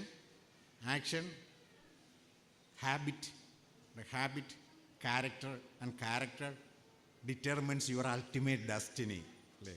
നമ്മുടെ ആത്യന്തികമായ ഭാഗധേയം നിർണ്ണയിക്കുന്നത് ഈ സ്വഭാവമാണ്. അതുകൊണ്ട് ഈ ശീലങ്ങളെന്ന് പറയുമ്പോൾ എന്തുവാ, ആരോ ചൂണ്ടിക്കാണിച്ചല്ലേ, നമുക്കെല്ലാവർക്കും ഒരുപോലെയുള്ളത് എന്തുവാ? നമ്മുടെ ആരോഗ്യം വ്യത്യസ്തമാണ്, നമ്മുടെ പ്രായം വ്യത്യസ്തമാണ്, നമ്മുടെ ധനം വ്യത്യസ്തമാണ്, നമ്മുടെ കഴിവുകൾ താലന്തുകൾ വ്യത്യസ്തമാണ്, നമ്മുടെ എഡ്യൂക്കേഷൻ ക്വാളിഫിക്കേഷൻസ് വ്യത്യസ്തമാണ്, എല്ലാം വ്യത്യസ്തമാണ്. പിന്നെ എല്ലാവർക്കും ഒരുപോലെയുള്ള ഒന്നുണ്ട്, എന്തുവാ? സമയം. ഏത് വ്യക്തിയാണെങ്കിലും, സമ്പന്നാണെങ്കിലും ദരിദ്രനാണെങ്കിലും, ഹെൽത്തി ആണെങ്കിലും സിക്കാണെങ്കിലും എല്ലാവർക്കും 24 hours a day. What do you with your time? അല്ലേ, അത് കുഞ്ഞുങ്ങളോടുള്ള ചോദ്യമല്ലേ. ഈ സമയം കൊണ്ട് എന്തു ചെയ്യുന്നു? How do you spend? അത് അവരവർ തന്നെ നിശ്ചയിക്കുന്നത്. ഇന്നത്തെ ഒരു ട്രെൻഡ് കാണുന്നത് കുഞ്ഞുങ്ങളൊക്കെ ഉറക്കം വരുമ്പം കിടക്കുന്നു, എഴുന്നേൽക്കുമ്പോൾ എഴുന്നേൽക്കുന്നു, അല്ലേ? പഠിച്ചെങ്കിൽ പഠിക്കുന്നു, എല്ലാം ഒത്തെങ്കിൽ ഒക്കുന്നു. അതല്ലാതെ സ്കൂളിൽ ചെല്ലുമ്പം ടൈം ടേബിളുണ്ട്, വീട്ടിലെ ടൈം ടേബിൾ ആരും നിഷ്കർഷിക്കുന്നില്ല. പക്ഷെങ്കിൽ അത് ശീലത്തിൻ്റെ ഭാഗമാണ്, അല്ലേ? എപ്പോഴെങ്കിലും പഠിക്കുക, എപ്പോഴെങ്കിലും പ്രാർത്ഥിക്കുക, അല്ലെങ്കിൽ പ്രാർത്ഥിക്കാതിരിക്കുക, എപ്പോഴെങ്കിലും ഭക്ഷണം കഴിക്കുക, അല്ലേ? അതല്ല, അല്ലേ? ഇപ്പം ചിലപ്പോൾ ഈ ഞായറാഴ്ചകളിലൊക്കെ വരും. ആഴ്ചയിൽ ഒരു ഞായറാഴ്ചയല്ല ഉള്ളൂ. ചിലരുടെ പരാതിയാണ്, അല്ലേ? എന്ന് പറയുന്ന കുഞ്ഞുങ്ങളെ സംബന്ധിച്ചോളം കിടന്നുറങ്ങാനായിട്ട്, അല്ലെങ്കിൽ മുതിർന്നവരെ സംബന്ധിച്ചിടത്തോളം ഈ ഫ്രണ്ട്സിനെയോ റിലേറ്റീവ്സിനെയോ സന്ദർശിക്കാൻ ഒരു ദിവസം ഞായറാഴ്ച, അല്ലേ? ഞാനൊരിക്കൽ ഒരു മുതിർന്ന അച്ഛൻ മരിച്ചുപോയി കഴിഞ്ഞ വർഷമായിട്ട്. പക്ഷേ എന്നോട് മുൻ ഇടവകയാണ്, വല്ലപ്പോഴൊക്കെ വിളിക്കാറുണ്ട്. അപ്പം ചോദിക്കുക, എങ്ങനെയുണ്ട് അച്ഛാ, പള്ളിയിലൊക്കെ പോകാറുണ്ടോ? വർഷങ്ങൾക്ക് മുമ്പ് ഒരു ആക്സിഡൻറ്റിൽ ഒരു കാല് നഷ്ടപ്പെട്ട മനുഷ്യനാണ്. ഞാൻ ചോദിച്ചു, ഇപ്പോഴും പള്ളിയിലൊക്കെ എങ്ങനെയാണ് പോകുന്നുണ്ടോ? അച്ഛാ, അതിനിതുവരെയും മുടക്കം വന്നിട്ടില്ല. എൻ്റെ അപ്പൻ എന്നെ പഠിപ്പിച്ചിരിക്കുന്നത് അങ്ങനെയാണ്. അതിനിതുവരെയും മുടക്കം സംഭവിച്ചിട്ടില്ല. വാർദ്ധക്യത്തിൽ മരിച്ചു. എൻ്റെ അപ്പൻ എന്നെ പഠിപ്പിച്ചിരിക്കുന്നത് അതാണ്. അപ്പോൾ അതാ ബാലൻ നടക്കേണ്ടെന്ന വഴിയിൽ അവനെ അഭ്യസിപ്പിക്കുക. അപ്പോൾ ഡിസിപ്ലിനാണ്, അല്ലേ? ഡിസിപ്ലിൻ. പണം, പണ്ടൊക്കെ കുഞ്ഞുങ്ങൾക്ക്, അല്ലേ, ഞാൻ ഉൾപ്പെടെയുള്ളവർക്ക് സ്കൂളിലൊക്കെ പോകുമ്പോൾ അങ്ങനെ പോക്കറ്റ് മണി എന്നും പറഞ്ഞൊരു സാധനം ഇല്ല, അല്ലേ? ഇന്ന് കുഞ്ഞുങ്ങൾക്കൊക്കെ പോക്കറ്റ് മണിയൊക്കെ ഉണ്ട്, അല്ലേ? അല്ലെങ്കിൽ അടുത്ത ഫാമിലി റിലേഷൻസ് ഗസ്റ്റൊക്കെ വരുമ്പോൾ ചിലപ്പോൾ ഒക്കെ, അല്ലേ, ഗിഫ്റ്റൊക്കെ കൊടുക്കും പണമായിട്ടൊക്കെ തന്നെ. അപ്പോൾ അതെങ്ങനെയാണ് ചിലവഴിക്കുന്നത്? കുഞ്ഞുങ്ങൾക്ക് എല്ലാ ആവശ്യങ്ങളും മാതാപിതാക്കൾ നിറവേറ്റി തരും, അല്ലേ? ആഹാരമോ വസ്ത്രമോ മറ്റേ പഠനവുമായി ബന്ധപ്പെട്ടോ എല്ലാം മാതാപിതാക്കൾ നിലവേറ്റി തരും. പിന്നെ ഈ പണം എന്തിനാ? അപ്പം അതെങ്ങനെ ചിലവഴിക്കുന്നത്? അതിനുള്ള മാനദണ്ഡം എന്താ? ഏത് കാര്യങ്ങൾക്കാണ്, അല്ലേ? അതെവിടാ? അപ്പോൾ പണം, സമയം, പണം, മറ്റ് താലന്തുകൾ. താലന്ത് എന്ന് പറയുമ്പോൾ അത് നെഗറ്റീവായിട്ട് പോസിറ്റീവായിട്ട് ഉപയോഗിക്കുക, അല്ലേ? താലന്തുകൾ, മറ്റ് കഴിവുകൾ, വിഭവങ്ങൾ. എങ്ങനെ മനുഷ്യനും മൃഗങ്ങളും തമ്മിലുള്ള വ്യത്യാസം എന്തുവാ നമ്മൾ ചിന്തിക്കാറുണ്ട്, അല്ലേ? മനുഷ്യൻ, നമ്മൾ പറയും ഇൻ്റലിജൻസ്. മൃഗങ്ങൾക്ക് ഇൻ്റലിജൻസ് ഇല്ലേ, അല്ലേ? ഇപ്പം പറയും 2 കാലയിൽ നടക്കുന്നത് മനുഷ്യൻ. 2 കാലയിൽ നടക്കുന്ന മൃഗങ്ങളും ഉണ്ട്, 4 കാലയിൽ നടക്കുന്ന മനുഷ്യരും ഉണ്ട്, അല്ലേ? അപ്പോൾ അതുമല്ല. അപ്പം പിന്നെ എന്തോ, അല്ലേ? ഈ ഡിസിപ്ലിൻ മൃഗങ്ങൾക്കുണ്ടോ? ഒരാളവരെ എനിക്ക് തോന്നുന്നു അതുകൊണ്ട് അതല്ലേ. ചിലപ്പം ഉദാഹരണത്തിന് കോഴിയായിരിക്കും. നമ്മെ പണ്ടൊക്കെയാണ് ഈ അലാറമൊന്നും ക്ലോക്കൊന്നും ഇല്ലാത്ത കാലത്ത് നമ്മളെ വിളിച്ചുണർത്തുന്നത് കൃത്യസമയമാകുമ്പോൾ വിളിച്ചുണർത്തും. അപ്പോൾ അതിന് ഒരളവ് വരെ ഒരു എന്താ നൈസർഗികമായിട്ട് കിട്ടിയിരിക്കുന്ന ഡിസിപ്ലിൻ. എന്നാൽ അത് പരിശീലിച്ചെടുക്കുന്നതിനുള്ള കഴിവ് മനുഷ്യന് മാത്രമേ ഉള്ളൂ, പരിശീലിച്ചെടുക്കുക. അപ്പോൾ മനുഷ്യനും മനുഷ്യൻ്റേതായിട്ടുള്ള പ്രിൻസിപ്പിൾസ്, ദർശനമുണ്ടായിരിക്കണം. ചില പ്രമാണങ്ങൾ, ജീവിത പ്രമാണങ്ങൾ ഉണ്ടാകണം. ആ ജീവിത പ്രമാണങ്ങൾ, പണ്ടൊരു ചെറുപ്പക്കാരൻ ഒരു ഇൻ്റർവ്യൂവിന് പോയി അവൻ്റെ ടേൺ വന്നപ്പോൾ അവനെ അകത്ത് വിളിച്ചു സർട്ടിഫിക്കറ്റൊക്കെ ഒറിജിനൽസ് തരാൻ പറഞ്ഞു. അവൻ ബാഗിൽ നിന്നും ആ ഒറിജിനൽ സർട്ടിഫിക്കറ്റും മറ്റ് പേപ്പേഴ്സൊക്കെ എടുക്കുന്ന കൂട്ടത്തിൽ ഒരു പുസ്തകം താഴെ വീണു. അപ്പോൾ ഇൻ്റർവ്യൂ ചെയ്യുന്ന മാനേജർ ചോദിച്ചു, അതെന്താ? അപ്പോൾ അവന് ഒരു ചമ്മലോട് കൂടെ പറഞ്ഞു, അത് ബൈബിളാണ്. എൻ്റെ അമ്മയോട് ഞാൻ പ്രോമിസ് ചെയ്തിട്ടുള്ളതാണ്, എവിടെ പോയാലും ഇത് കൊണ്ടുപോയിക്കോളാമെന്ന്. ആ കഥ പറയുന്ന അപ്പോൾ തന്നെ അവൻ അപ്പോയിൻമെൻറ്റ് ഓർഡർ എഴുതി കൊടുത്തെന്നാണ് പറയുന്നത്. കാരണം അവന് കൊള്ളാവുന്നവനാണ്, അവനെ വിശ്വസിക്കാവുന്നവനാണ്, അവനെ ജോലിക്ക് വെക്കാൻ കൊള്ളാവുന്നവനെയാണ്. അപ്പോൾ നല്ല ശീലങ്ങൾ ഒരിക്കലും ദോഷമായിട്ട് വരത്തില്ല, അത് നമുക്ക് ഗുണമായിട്ടേ സംഭവിക്കുള്ളൂ. അതുകൊണ്ട് ജീവിത പ്രമാണങ്ങൾ ഉണ്ടായിരിക്കുക. ഈ കോപം, പുച്ഛം, അവഗണന ആദിയായവ ഒരിക്കലും കുടുംബത്തിൽ പരിപോഷിപ്പിക്കപ്പെടരുത്. ഇപ്പം ഉദാഹരണത്തിന്, നിൻ്റെ അധ്യാപന, നിൻ്റെ ടീച്ചർ ആരാണ്? അയാളാണോ നിൻ്റെ അധ്യാപനം? അയാളൊക്കെ പഠിപ്പിച്ചാൽ എന്നാ, എങ്ങനെ ശരിയാകാനാണ് എന്ന് കുഞ്ഞിൻ്റെ മുമ്പിൽ ഇരുന്നുകൊണ്ട് പറഞ്ഞാൽ ഇനി അധ്യാപനം എന്തെങ്കിലും കുഴപ്പമുണ്ടെങ്കിൽ തന്നെ അല്ലേ, അതൊരിക്കലും ചെയ്യാൻ പാടില്ലാത്തത്.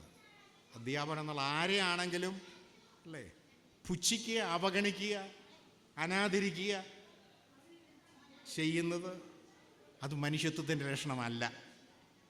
ഇപ്പം കോപം, പുച്ഛം, അവഗണന ആദിയായവ നിഷേധാത്മകമായ മനോഭാവമല്ല. നേരെ വേണ്ടിയത് കുടുംബത്തിൽ പരിപോഷിപ്പിക്കപ്പെടേണ്ടത് സ്നേഹമാണ്, ബഹുമാനമാണ്, ആർദ്രതയാണ്, ഉത്തരവാദിത്വ ബോധമാണ്. ഇതൊക്കെ ഉണ്ടാകുമ്പോൾ ആ വലിയ വലിയ ഉത്തരവാദിത്തങ്ങൾ, വീട്ടിലെ കൊച്ചുത്തരവാദിത്തങ്ങൾ ഏറ്റെടുക്കുന്നവനാ വലിയ ഉത്തരവാദിത്തങ്ങൾ ഏറ്റെടുക്കാൻ ഉള്ള പ്രാപ്തി ഉണ്ടാകുന്നത്. അപ്പോൾ ഡിസിപ്ലിൻ രൂപപ്പെടേണ്ടത് കുടുംബത്തിലാണ്. പറയും ദൈവവിശ്വാസം, ശിക്ഷണം, മറ്റൊന്ന് മോറൽ ആൻഡ് എത്തിക്കൽ കൺവിക്ഷൻ, ധാർമ്മിക സദാചാര ബോധം. ഇതാരാ പഠിപ്പിക്കുന്നത്? സമൂഹത്തിൽ അല്ലേ, ഞാൻ പറഞ്ഞ പോലെ വിദ്യാഭ്യാസ സ്ഥാപനങ്ങളിൽ ധാർമ്മിക ബോധത്തെക്കുറിച്ച് അങ്ങനെ ക്ലാസ് എടുക്കും. ചിലർക്കൊക്കെ മോറൽ ക്ലാസ്സസൊക്കെ ചില ഇടങ്ങളിൽ കോണ്ടക്സ്റ്റിലുണ്ടാകും. പക്ഷെങ്കിൽ ആ പാഠങ്ങൾ പഠിപ്പിക്കേണ്ടത് കുടുംബത്തിലാണ്, മാതാപിതാക്കളാണ്. പ്രത്യേകിച്ച് അതിൻ്റെ ഏത് അടിസ്ഥാനത്തിലാണ്? ചിലപ്പോഴൊക്കെ ഈ ധാർമ്മികതയൊക്കെ മാറിപ്പോകാറുണ്ട് അല്ലേ. പണ്ടത്തെ കാര്യങ്ങളൊന്നും പണ്ട് ചെയ്തിരുന്നൊന്നും ഇന്ന് തെറ്റല്ല. അങ്ങനെ അടിസ്ഥാനം കർത്താവിൻ്റെ പഠിപ്പിക്കുക, ഉപദേശങ്ങളാണ്. ഉദാഹരണം ഗിരിപ്രഭാഷണങ്ങൾ അല്ലേ, സെർമൺ ഓൺ ദ മൗണ്ട്, പ്രധാനമായിട്ട് എത്തിക്കൽ ടീച്ചിങ് ആണ്, ധാർമ്മികമാണ് അല്ലേ. നീ എങ്ങനെയായിരിക്കണം സമൂഹത്തിൽ ജീവിക്കേണ്ടത്. അപ്പോൾ ഈ അല്ലേ കുഞ്ഞുങ്ങൾക്കൊക്കെ ഈ പണമൊക്കെ നേടാനുള്ള ആ സ്റ്റേജ് വരുമ്പോഴത്തേക്ക് മണി ഈസ് എവറിതിങ്, അത് ഒരിക്കലും കൊള്ളാവുന്ന ഒരു പ്രമാണമല്ല. Money is something but not everything അല്ലേ. Money is something. എനിക്ക് പണമേ ആവശ്യമില്ലെന്ന് എനിക്കും പറയാനൊക്കില്ല, നമുക്കാർക്കും പറയാനൊക്കില്ല. എല്ലാറ്റിനും പണം വേണം. But it is not everything അല്ലേ. അതെല്ലാമല്ലെന്നുള്ളത് നാം ആർജിക്കേണ്ട ഒരു തിരിച്ചറിവാണ്. യേശുക്രിസ്തുവിൻ്റെ പഠിപ്പിക്കൽ എന്തുവാ? എല്ലാം ബന്ധങ്ങളാണ് പ്രധാനം. ബന്ധങ്ങൾ കുടുംബജീവിതത്തിലാണെങ്കിലും ഏതിടത്താണെങ്കിലും ബന്ധങ്ങളാണ്. പണത്തിന് വേണ്ടി അപ്പനെയും അമ്മയും വേണ്ടാന്ന് വെക്കാൻ, അല്ലെങ്കിൽ പണം ലാഭിക്കാനോ അല്ലെ പണം കിട്ടാനോ അല്ലേ മറ്റുള്ളവരെ. ഇപ്പം ബന്ധങ്ങളാണ്. കുടുംബത്തിലാണെങ്കിലും സഭയിലാണെങ്കിലും സമൂഹത്തിലാണെങ്കിലും ബന്ധങ്ങളാണ് മനുഷ്യനെ മനുഷ്യനാക്കുന്നത്, അല്ലാതെ പണമല്ല. പണം ഒരു പക്ഷെങ്കിൽ അവനെ ചിലപ്പോഴൊക്കെ മൃഗമാക്കി തീർക്കുകയാറുണ്ട്.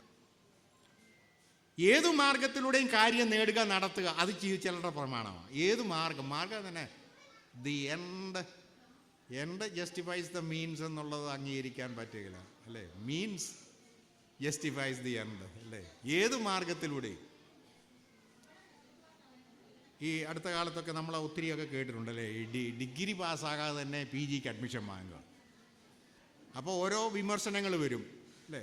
ഓരോ വിമർശനങ്ങൾ, ഡിഗ്രി പാസ്സാകാത്തവനെങ്ങനെ PGക്ക് അഡ്മിഷൻ കിട്ടിയത്. ഇപ്പം പറയും ഇത് ആ കോളേജിൻ്റെ വീഴ്ചയാണ്, അല്ലെ അഡ്മിഷൻ കൊടുത്ത കോളേജിൻ്റെ വീഴ്ച, അല്ലെ യൂണിവേഴ്സിറ്റിയുടെ അത് വീഴ്ചയാണ്. ഒരിക്കലും വാസ്തവത്തിൽ വീഴ്ച സംഭവിച്ചത് എവിടെയാണ്? ആ വീട്ടിലല്ലേ, അവൻ്റെ കുടുംബത്തിലല്ലേ വീഴ്ച സംഭവിച്ചത്. അപ്പനും അമ്മയും അറിയാതെയാണോ? അതുകൊണ്ട് എത്ര ലക്ഷം രൂപയോ മറ്റോ കൊടുത്തിട്ട് ഈ പണം അവന് എവിടെ നിന്ന് കിട്ടി? ഇതവനെ ഇതെല്ലാം കാട്ടിക്കൂട്ടിയപ്പം മാതാപിതാക്കൾ അറിഞ്ഞില്ലേ? അപ്പം അടിസ്ഥാനപരമായിട്ട് വീഴ്ച സംഭവിച്ചത് കോളേജിലും യൂണിവേഴ്സിറ്റിയിലും ഒന്നുമല്ല, അവൻ്റെ വീട്ടിൽ തന്നെ. പുതുപുത്തൻ കാർ, റോഡിൽ കിടക്കുന്ന പുതുപുത്തൻ കാർ ഒരു കമ്പി വടി കൊണ്ട് തല്ലി തകർക്കണമെങ്കിൽ സാമാന്യ മനസ്സുള്ളവന് സാധിക്കത്തില്ല അല്ലേ. KSRTCയുടെ ഒരു ബസ് തന്നെയാണ്, അല്ലെങ്കിൽ ഇങ്ങോട്ട് റോഡിലോട്ട് ഇറങ്ങുന്നു അല്ലേ, ബോഡിയൊക്കെ ബിൽഡ് ചെയ്ത് നല്ല കുട്ടപ്പനായിട്ട്. അത് തല്ലി തകർക്കണമെങ്കിൽ ആർക്ക് സാധിക്കും? ഒരു ക്രിമിനൽ മനസ്സുള്ളവനെ സാധിക്കത്തുള്ളൂ. അല്ലാതെ ഒരു നോർമൽ നമ്മൾ പറയുമല്ലോ അവസ്ഥയിലുള്ളവന് ഒരിക്കലും അത് ചെയ്യാനായിട്ട് സാധിക്കത്തില്ല. അതുകൊണ്ട് നമ്മൾ പറയും ഒത്തിരി ഇപ്പോൾ ഈ പത്രങ്ങളിലൊക്കെ ഈ ന്യൂസ് എന്ന് പറയുന്നത് തന്നെ ഒത്തിരി കുറ്റകൃത്യങ്ങൾ. ഇപ്പോൾ ഒരു ചോദ്യം, ഈ where do the criminals come from? ഈ കുറ്റകൃത്യങ്ങളിൽ ഏർപ്പെടുന്നവർ എവിടെ നിന്ന് വരുന്നവരാ? അവരേതോ അന്യഗോളങ്ങളിൽ നിന്നുമാണോ? ഏതോ അന്യഗോളങ്ങളിൽ നിന്നൊന്നുമല്ല, നമ്മുടേതുപോലെയുള്ള കുടുംബങ്ങളിൽ നിന്നും ഭവനങ്ങളിൽ നിന്നും മാതാപിതാക്കൾക്ക് ജനിച്ചവർ. പിന്നെന്താ ഇവരിങ്ങനെയായി പോകുന്നത്? അല്ലേ? പിന്നെന്താ ഇങ്ങനെയായി പോകുന്നത്? അപ്പോൾ ഞാൻ പറഞ്ഞു, ആളത്വങ്ങൾ രൂപപ്പെടുന്ന ഇടമാണ് കുടുംബം. ഇന്നും എല്ലാം ഫ്രോഡിൻ്റെ കാലമാണ്. പ്രത്യേകിച്ച് ഈ സാമൂഹിക മാധ്യമങ്ങളൊക്കെ വരുമ്പോഴത്തേക്ക് എല്ലാം ഫ്രോഡ്. എൻ്റെ തന്നെ ഒരു പിന്നെ ഫേസ്ബുക്ക് ഒരു പ്രൊഫൈല് ആരോ ഉണ്ടാക്കി ധനാഭ്യർത്ഥന പലരും. അപ്പം എന്നെ ചിലർ വിളിച്ചു, അച്ഛൻ്റെ പേരിൽ ഇങ്ങനെ ഒരു ധനാഭ്യർത്ഥന ഉണ്ട്, എന്താ അറിയാവുന്ന ആളെ ചോദിച്ചാൽ, എന്താ അടിയന്തരമായിട്ട് അച്ഛന് പണം വേണ്ടി, എന്തിനു വേണ്ടി? നമ്മളറിഞ്ഞ കാര്യമേ അല്ല. അപ്പോൾ ഇന്നെല്ലാം ഫ്രോഡിൻ്റെ. കഴിഞ്ഞ ദിവസം അത് ഇന്നത്തെ പത്രത്തിലാണ് ഏതാണ്ട് പിന്നെ സിം കാർഡ് ഏതാണ്ട് വലിയൊരു കണക്ക് 50,000 എത്ര 40,000 സിം കാർഡുകൾ. എല്ലാം വ്യാജമാണ്, എല്ലാം വ്യാജം. ഇതൊക്കെ ആരാ ചെയ്യുന്നത്? ആരാ പ്രവർത്തനം? ഇതും വെറും ഞാൻ പറയും ഇൻ്റലിജൻസ്, ബുദ്ധി ഇല്ലാത്തവർ ഒന്നുമല്ല, അതിബുദ്ധിമാന്മാരാണ്. ഇതൊക്കെ ചെയ്യുന്നത് അല്ലേ? പക്ഷെങ്കിൽ എന്തുകൊണ്ട് ഇങ്ങനെയൊക്കെ ചെയ്യുന്നു? 119 സങ്കീർത്തനം, വീണ്ടും 119 സങ്കീർത്തനത്തിന് 37 വാക്യമുണ്ട്. വ്യാജത്തെ നോക്കാതെ വണ്ണം എൻ്റെ കണ്ണുകളെ തിരിച്ച് നിൻ്റെ വഴികളിൽ എന്നെ ജീവിപ്പിക്കണമേ. വ്യാജത്തെ നോക്കാതെ വണ്ണം. വ്യാജത്തിൻ്റെ കാലമാണ് അല്ലേ? ഡോക്ടർ വ്യാജം, മരുന്ന് വ്യാജം. ഇന്ന് കണ്ട ആധാർ, കഴിഞ്ഞ ദിവസത്തെ പത്രത്തിലാണ് വ്യാജ ആധാർ കാർഡുകൾ. ഇതൊക്കെ ഇപ്പം ധാരാളം കിട്ടും അല്ലേ? വ്യാജ ആധാറും വ്യാജ സിമ്മും എല്ലാം ഹൈടെക് തലത്തിൽ ഉള്ള വ്യാജങ്ങൾ. അപ്പം ഏത് തലത്തിലും വ്യാജങ്ങൾ ഇഷ്ടം പോലെയുണ്ട്. ഇതൊക്കെ ആര് ചെയ്യുന്നു? അപ്പോൾ അത് അല്ലേ, അതിലൊക്കെ അവസാനിക്കേണ്ടത് കുടുംബങ്ങളിലാണ്. അപ്പോൾ ഞാൻ പറഞ്ഞു അല്ലേ, നല്ല സമൂഹത്തിന് കൊള്ളാവുന്ന ആളത്വങ്ങൾ രൂപാന്തരപ്പെടും. ദൈവവിശ്വാസമുള്ളവർ, ശിക്ഷണ ബോധമുള്ളവന്, ധാർമ്മിക സദാചാര മൂല്യങ്ങളുള്ളവർ, ഒന്നുകൂടെ പറഞ്ഞ് അവസാനിപ്പിക്കാം, പ്രതിബദ്ധതയുള്ളവർ. പ്രതിബദ്ധത, സഭയോടും സമൂഹത്തോടും പ്രതിബദ്ധതയുള്ളവർ. ഉത്തരവാദിത്തം, പ്രതിബദ്ധത. Family is the basic unit of A society സാധാരണ പറയല്ലേ. അടിസ്ഥാന ഘടകമാണ് കുടുംബം. വ്യക്തി എന്ന് പറയുന്നത് സമൂഹത്തിൻ്റെ സഭയുടെയൊക്കെ ഭാഗമാണ് അല്ലേ? വ്യക്തികൾ ഏതുമല്ല, പക്ഷെങ്കിൽ സമൂഹത്തിൻ്റെയും സഭയുടെയും അവിഭാജ്യം. അപ്പം ഉത്തരവാദിത്ത ബോധമാണ് സഭയോടും സമൂഹത്തോടും. A sense of responsibility. നമ്മളെല്ലാം കൺസ്യൂമേഴ്സാണ് അല്ലേ? നമുക്ക് ഒത്തിരി നമ്പറുകളുണ്ടല്ലോ ഇന്ന് അല്ലേ? ഈ കുക്കിംഗ് ഗ്യാസ് നമ്മുടെ കൺസ്യൂമർ നമ്പർ ഇതാണ് അല്ലേ? ഇലക്ട്രിസിറ്റി നമ്മൾ കൺസ്യൂമർ നമ്പർ ഇതാണ്. അപ്പോൾ ഒത്തിരി കൺസ്യൂമർ നമ്പറുണ്ട്. പക്ഷെങ്കിൽ നമ്മളൊരു ഒരു വ്യക്തി സമൂഹത്തിൽ കൺസ്യൂമേഴ്സ് മാത്രമല്ല, കോൺട്രിബ്യൂട്ടേഴ്സ് ആയിരിക്കുക. എല്ലാം തീർക്കുക, ദഹിപ്പിക്കുക, ഇല്ലാതാക്കുക എന്നുള്ളതിനേക്കാളും കോൺട്രിബ്യൂട്ട് ചെയ്യാനായിട്ട് എനിക്കെന്തോ കിട്ടും. സഭയിൽ പള്ളിയിലും അതാണ്. ഈ പള്ളി പോകുന്നതുകൊണ്ട് എന്തോ കിട്ടും അല്ലേ? അങ്ങനെ ചിന്തിക്കുന്നവരും. ആരാ പറയുക? എബ്രഹാം ലിങ്കനാണോ പറഞ്ഞത്? അദ്ദേഹം പ്രസിഡൻ്റ് ആയതിനു ശേഷം ആദ്യം പറഞ്ഞു അല്ലേ, നിങ്ങൾക്ക് ഈ രാജ്യത്തുനിന്ന് നിങ്ങൾക്ക് എന്ത് കിട്ടും എന്നുള്ളതിനെക്കുറിച്ചല്ല അല്ലേ, നിങ്ങൾക്ക് എന്ത് കൊടുക്കാനായിട്ട് സാധിക്കും എന്നുള്ളതിനെക്കുറിച്ചാണ് നിങ്ങൾ ചിന്തിക്കേണ്ടത്. അദ്ദേഹം പ്രസംഗിച്ചു, what you can do for your country, contribute to the country എന്ന് പറഞ്ഞതുപോലെ നാമും നമ്മുടെ മക്കളും തലമുറകളും അല്ലേ ഈ സഭയ്ക്ക് വേണ്ടി, ഈ സമൂഹത്തിന് വേണ്ടി, ഈ രാജ്യത്തിന് വേണ്ടി. അപ്പോൾ ഈ നമ്മുടെ കുഞ്ഞുങ്ങളുടെയൊക്കെ IQ ഒക്കെ ഡെവലപ്പ് ചെയ്യണം. നമ്മളറിയാം, ഇൻ്റലിജൻസ് കോഷ്യൻറ്റ്, IQ അങ്ങ് കേമമായിരിക്കണം. പക്ഷേ IQ കൊണ്ട് മാത്രം ഒരാളത്വം പൂർണ്ണമാകുന്നില്ല. ബുദ്ധി ഉള്ളത് കൊണ്ട് മാത്രം. ഞാൻ പറഞ്ഞ നല്ല ബുദ്ധിയുള്ള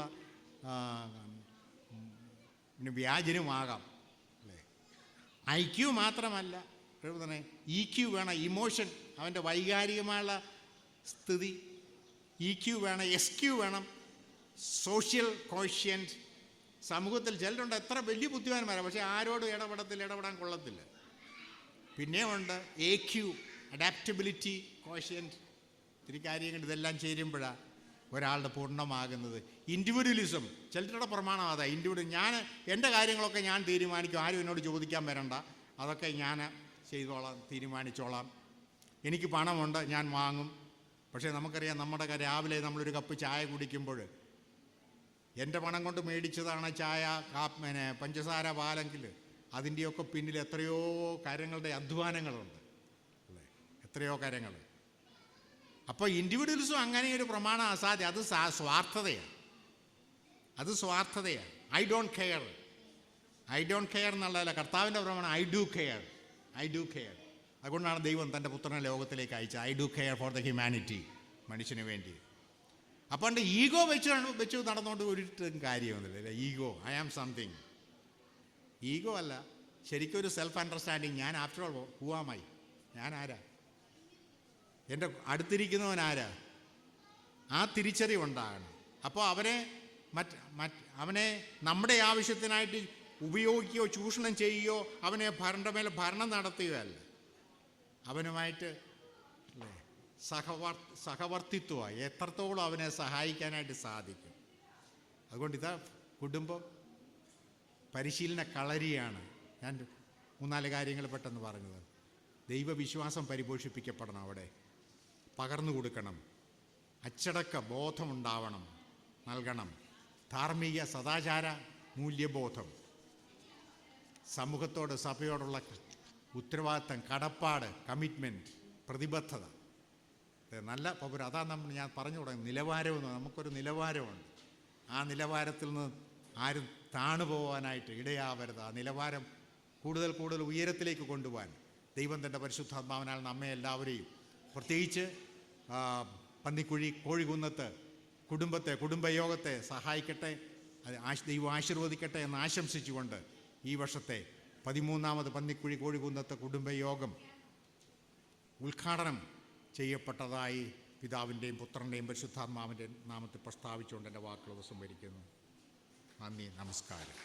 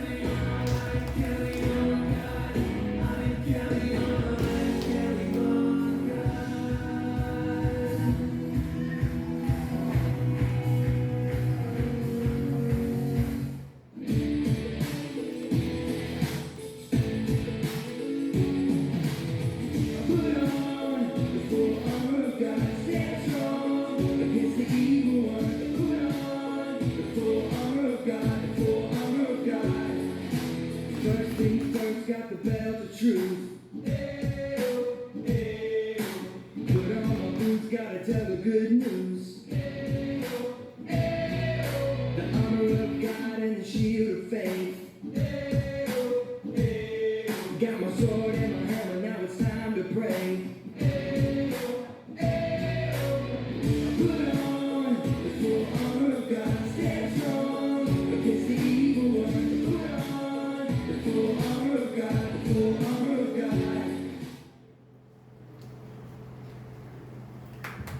മനോഹരമായ ഡാൻസ് കാഴ്ചവെച്ച കുട്ടികളുടെ നല്ലൊരു കൈ.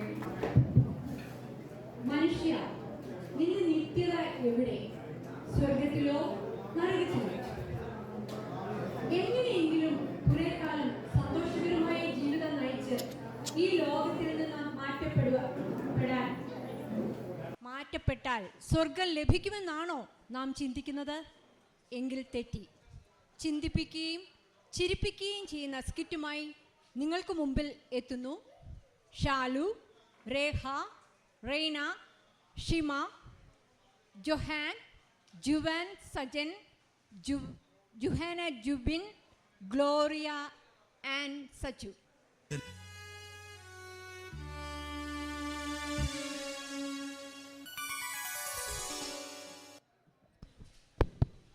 ഔ, ഇത് തന്നെ വഴി.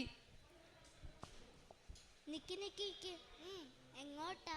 ഇത് നല്ല ചോദ്യം. സ്വർഗത്തിലേക്ക്, അല്ലാതെ എങ്ങോട്ടാ? പാസോ?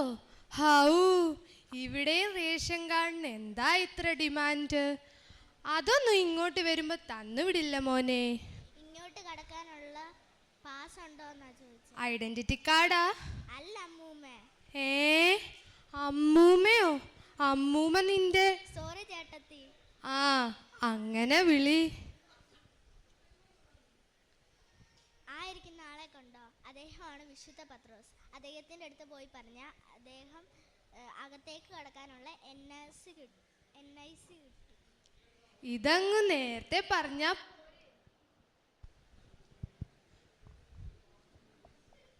മോനെ പത്രോസേ, നമസ്കാരം. എനിക്കുള്ള ആ നോസി ഇങ്ങ് തന്നേര്. അതിന് ചേട്ടത്തിയുടെ പേരെന്താ? എന്നെ മനസ്സിലായില്ലേ? ഞാനാണ് ചേമ്പുമൂട്ടിൽ യോനാടെ ഭാര്യ ത്രേസ്യ. അതിന് ചേട്ടത്തിയുടെ പേര് ഈ കമ്പ്യൂട്ടറിൽ കാണുന്നില്ലല്ലോ. കുറച്ചു നേരം വെയിറ്റ് ചെയ്യും, ഞാനത് നോക്കട്ടെ. അങ്ങനെ വരാൻ വഴിയില്ലല്ലോ. തറവാട്ട് മഹിമ അനുസരിച്ച് എൻ്റെ പേരാണല്ലോ ആദ്യം വരേണ്ടത്. അതെങ്ങനാ? ജീവിച്ചിരുന്നപ്പോ എൻ്റെ കെട്ടിയോന് എന്നോട് എന്തോരു സ്നേഹമായിരുന്നു. 5-6 കൊല്ലം മുമ്പ് അത് ഞാൻ ഇങ്ങോട്ട് കെട്ടിയെടുത്തതാ. എന്നാ എനിക്കൊരു സീറ്റ് പിടിച്ചിടുക. ഞാൻ അങ്ങോട്ട് ചെല്ലട്ടെ. അത് ഞാൻ അവിടെ തന്നെ കാണുമല്ലോ. ഞാൻ കാണിച്ചു കൊടുക്കാം. മോനെ പത്രോസേ, എൻ്റെ പേരൊന്നുകൂടെ ഒന്ന് സൂക്ഷിച്ചു നോക്കിയേ. അതിന് മരിച്ച സംസ്കാരം കഴിഞ്ഞാലേ ഈ കമ്പ്യൂട്ടറിൽ പേര് വരൂ. അതും ശരിയാ. എന്നാ വെയിറ്റ് ചെയ്യാം.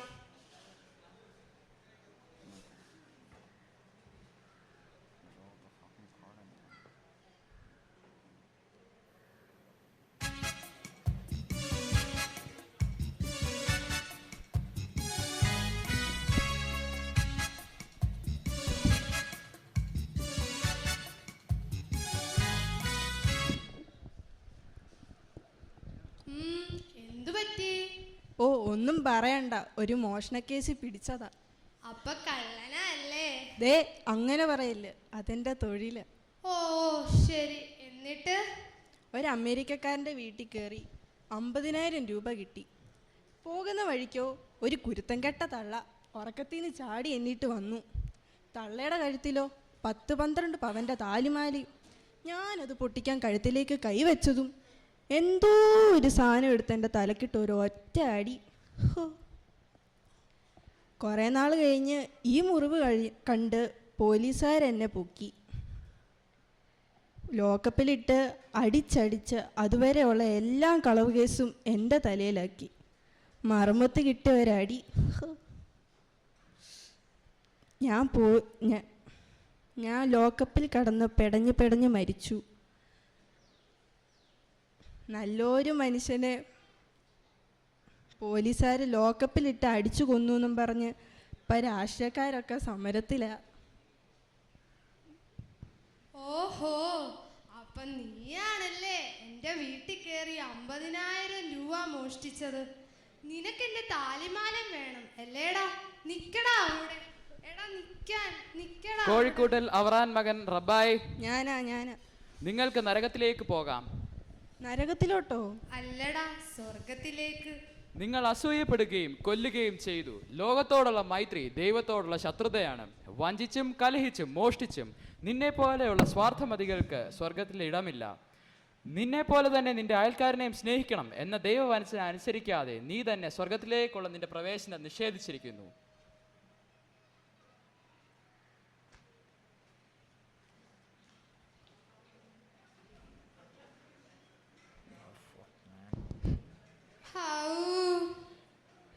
ഇളകി, ഗ്യാസ് ഇളകിന്നാ തോന്നുന്നേ.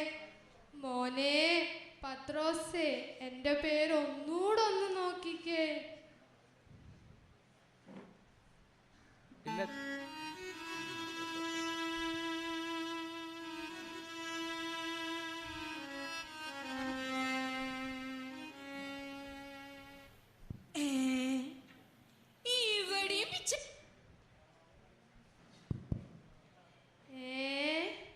ഇവിടെയും പിച്ചക്കാരോ?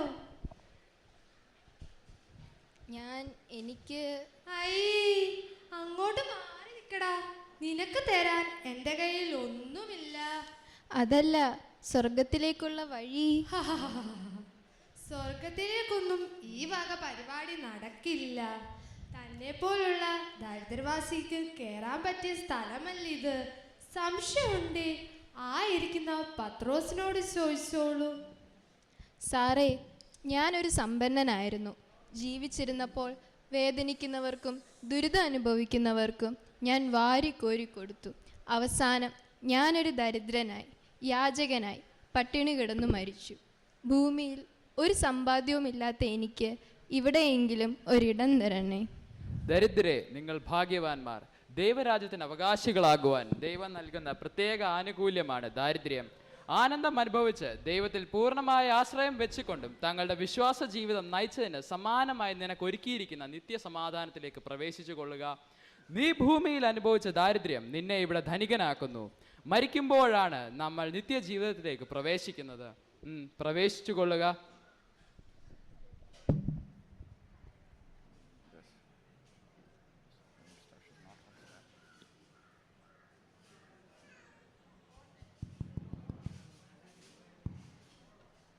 ഓ ഭാഗ്യവാൻ. ഞാനിപ്പോ ഇത് ആലോചിച്ചിട്ട് എന്താ കാര്യം?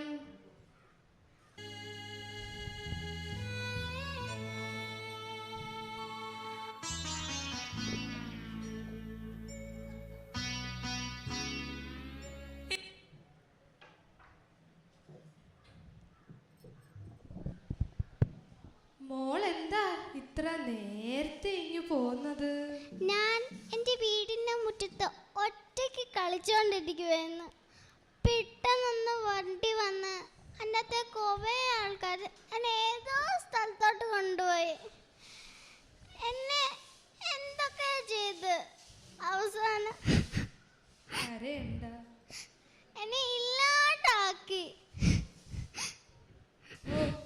എന്തൊരു നശിച്ച കാലമായത്. ആൺകുട്ടിയെന്നോ പെൺകുട്ടിയെന്നോ ഇല്ല. പ്രത്യേകിച്ച് പെൺകുട്ടികളോടാണ് ഈ ക്രൂരത.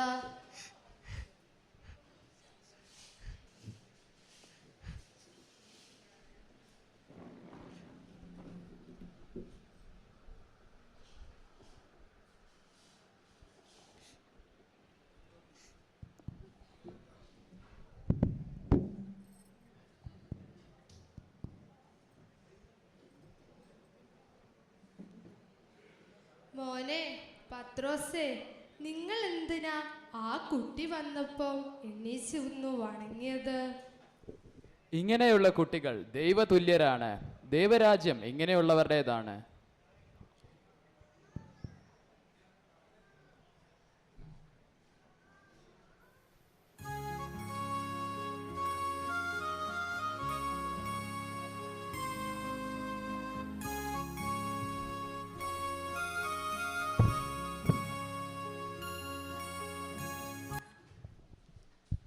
മോനെന്താ കോളേജിലൊക്കെ ചെത്തി നടക്കേണ്ട ഈ പ്രായത്തിൽ ഇങ്ങോട്ട് പോകുന്നത്?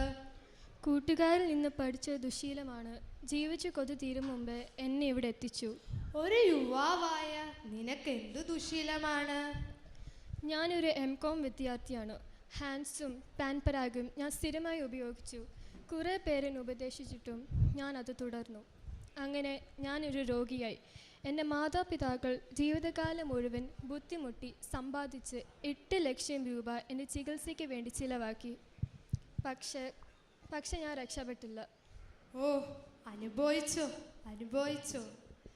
നിന്നെ പോലുള്ള ഈ ചെറുപ്പക്കാരൊക്കെ മദ്യത്തിനും മയക്കുമരുന്നിനും അടിമകളാണ്. നിന്റെ ഈ മരണവാർത്ത അറിഞ്ഞിട്ടെങ്കിലും അവരൊക്കെ ഇതൊന്നു നിർത്തിയിരുന്നെങ്കിൽ. കുഴിപ്പറമ്പിൽ ദീപക്. ഞാനാ. മകനെ, ജഡമോഹങ്ങൾ ആത്മാവിനെതിരാണ്. മദ്യപാനം, മയക്കുമരുന്ന്, ശത്രുത, കലഹം, അസൂയ, കോപം എന്നീ ജഡീക വ്യാപാരങ്ങളിൽ ഏർപ്പെടുന്നവർ സ്വർഗരാജ്യം അവകാശപ്പെടുത്തുകയില്ല എന്ന് നിനക്കറിയില്ലേ? ജഡീകാസക്തികളെ മാത്രം മോഹിച്ച് നീ തന്നെ തിരഞ്ഞെടുത്ത നിന്റെ നിത്യ നരകത്തിലേക്ക് പ്രവേശിച്ചു കൊള്ളുക.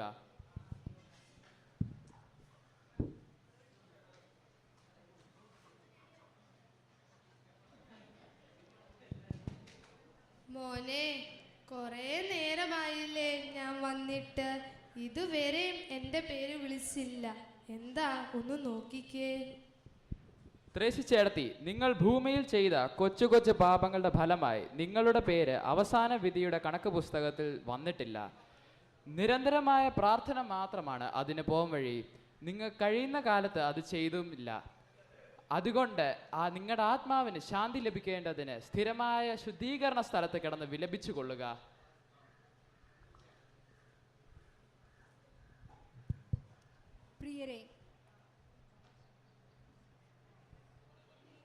പ്രിയരെ, നാം ഭൂമിയിലായിരിക്കുമ്പോൾ തന്നെ ദൈവഹിതം അനുസരിച്ച് ദൈവത്തിനായി ജീവിക്കുക. വിശ്വാസത്തിൻ്റെ നായകനും പൂർത്തി വരുത്തുന്നവനുമായ യേശുവിനെ നോക്കിക്കൊണ്ട് നമ്മുടെ ഓട്ടം സ്ഥിരതയോടെ ഓടുക. എങ്കിൽ സ്വർഗ കവാടം നമുക്കായി തുറന്നിരിക്കും. Thank you. ആദ്യം പൊന്നാട അണിയിക്കേണ്ടത് നമ്മുടെ മുതിർന്ന അംഗം KM ഈപ്പൻ ആണ് പൊന്നാട സ്വീകരിക്കുന്നത്. വച്ചാനെ അതിനുവേണ്ടി ശ്രമിക്കുന്നത്.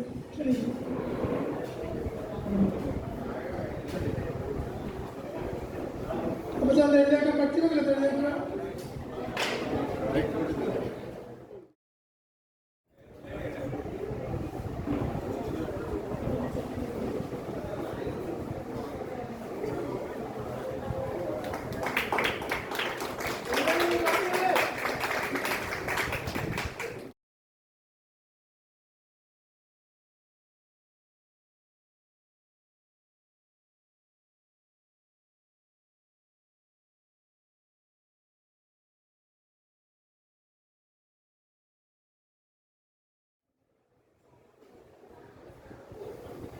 അടുത്തതായി നമ്മുടെ കുടുംബ പ്രസിഡന്റ് വീരചക്ര KG ജോർജിനെ പൊന്നാട എടുത്ത് സ്വീകരിക്കുന്നു.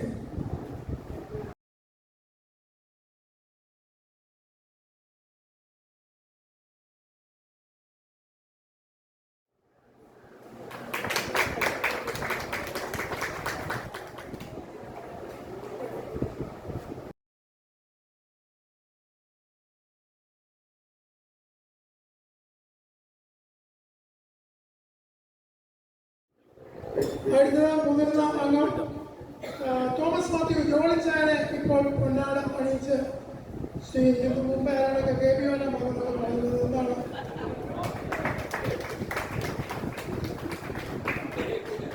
ചിരിച്ചേ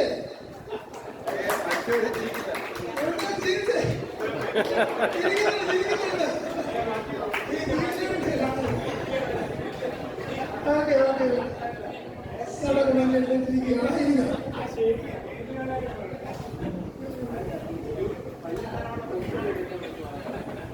അടുത്താണ് നമ്മുടെ പൊന്നാട അണിയിച്ച് ക്ഷണിക്കുന്നത് നമ്മുടെ ജോൺ കുര്യൻ പന്നിക്കുഴി കരോട്.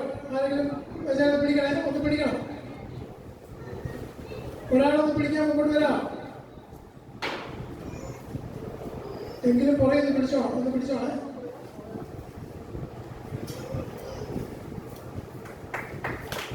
എല്ലാവരും അടുത്തതായിട്ട് പൊന്നാട അണിയിച്ച് നമ്മൾ ആദരിക്കുന്നത് മേരി സി ജോൺ പന്നിക്കുഴിക്കാരോട്. മേരി സി ജോൺ അമ്മ പിടിക്കണം. കസേര സൂക്ഷിക്കണേ.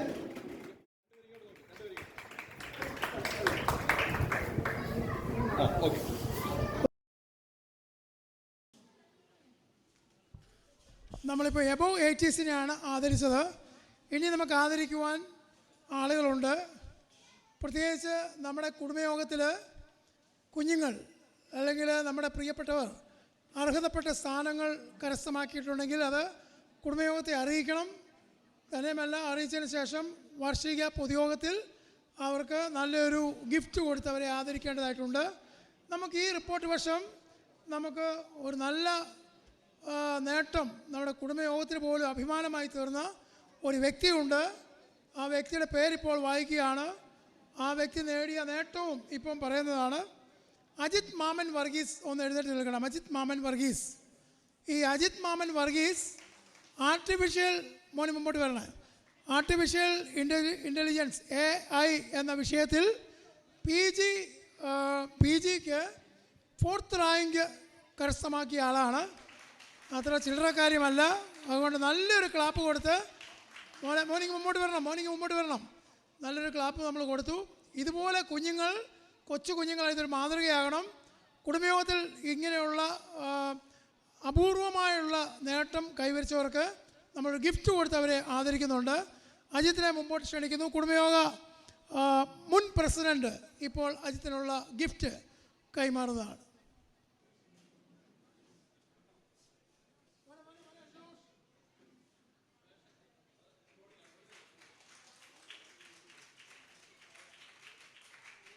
കുഞ്ഞുങ്ങൾ വളരെ നല്ല ഭംഗിയായിട്ട് കാര്യങ്ങളൊക്കെ ഇവിടെ അവതരിപ്പിച്ചു. ആ കുഞ്ഞുങ്ങൾക്കൊരു പ്രോത്സാഹന സമ്മാനം കൊടുക്കാൻ ആഗ്രഹിക്കുന്നു. അതായത് ഇന്ന് ഇവിടെ പരിപാടിക്കുണ്ടായിരുന്ന എല്ലാ കുഞ്ഞുങ്ങളും മുമ്പോട്ട് കടന്നു വരണം. എല്ലാ കുഞ്ഞുങ്ങളും മുമ്പോട്ട് കടന്നു വരണം. ഇന്നത്തെ പരിപാടിക്കുണ്ടായിരുന്ന കുഞ്ഞുങ്ങൾ എല്ലാവരും തന്നെ മുമ്പോട്ട് കടന്നു വരണം.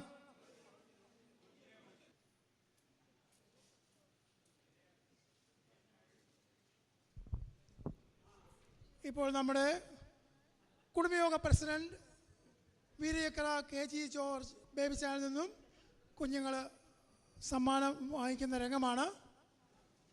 ആദ്യമായി ജോഹാൻ അവിടെ നിൽക്കണം. ആ ജോഹാനല്ല, ഈ ജോഹാൻ അവിടെ നിൽക്കും. രണ്ടും ജോഹാനാണ്. രണ്ടാമത് ഗ്ലോറിയ.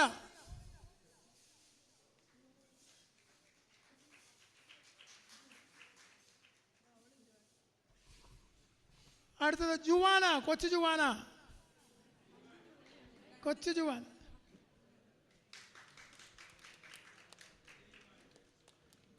വലിയ ജുവാന.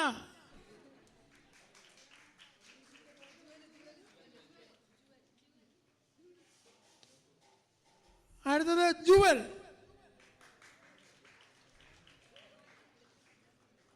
അടുത്തത് അരിക്കൊമ്പൻ എന്ന തൂലിക നാമത്തിൽ അറിയപ്പെടുന്ന ജോഹാൻ.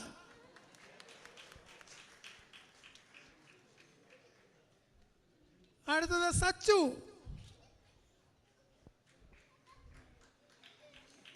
അടുത്തത് റൈനാമോൾ.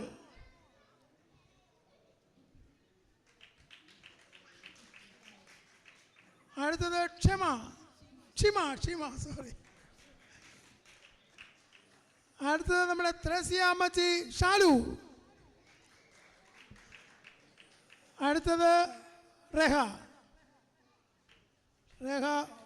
പ്രസിഡന്റ് KG ജോർജ് അപ്പച്ചനിൽ നിന്ന് സമ്മാനം മേടിക്കുന്നു. ഇനി അടുത്ത ബിഗ് ക്ലാപ്പ് കൊടുക്കേണ്ട 2 വിജയം കൂടെ നമുക്കുണ്ട്. 10ാം ക്ലാസ്സിൽ 81% മാർക്കോടുകൂടി വിജയിച്ച രേഖ ജോൺ മുമ്പോട്ട് നിന്ന് കടന്നു വന്ന് എല്ലാവരും ക്ലാപ്പ് കൊടുത്തേ. ഓക്കെ. മോള് 10ാം ക്ലാസ് പാസ്സായി. ഇനി അടുത്ത ജെസ്സിയ 12ാം ക്ലാസ്.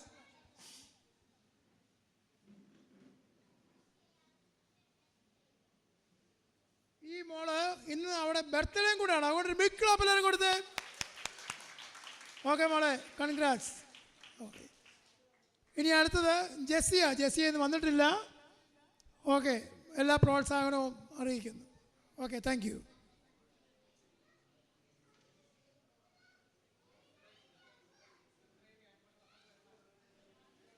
ആർക്കും ഒഴിച്ചുകൂടാൻ പറ്റാത്ത ഒന്നായി മാറിയിരിക്കുന്നു.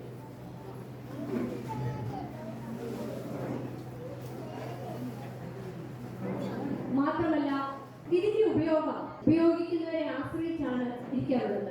അങ്ങനെയുള്ള ചിലരെ പരിചയപ്പെടാം. ആദ്യമായി സ്റ്റേജിലേക്ക് കടന്നു വരുന്നത് മൊബൈൽ എക്സ്പെർട്സ്.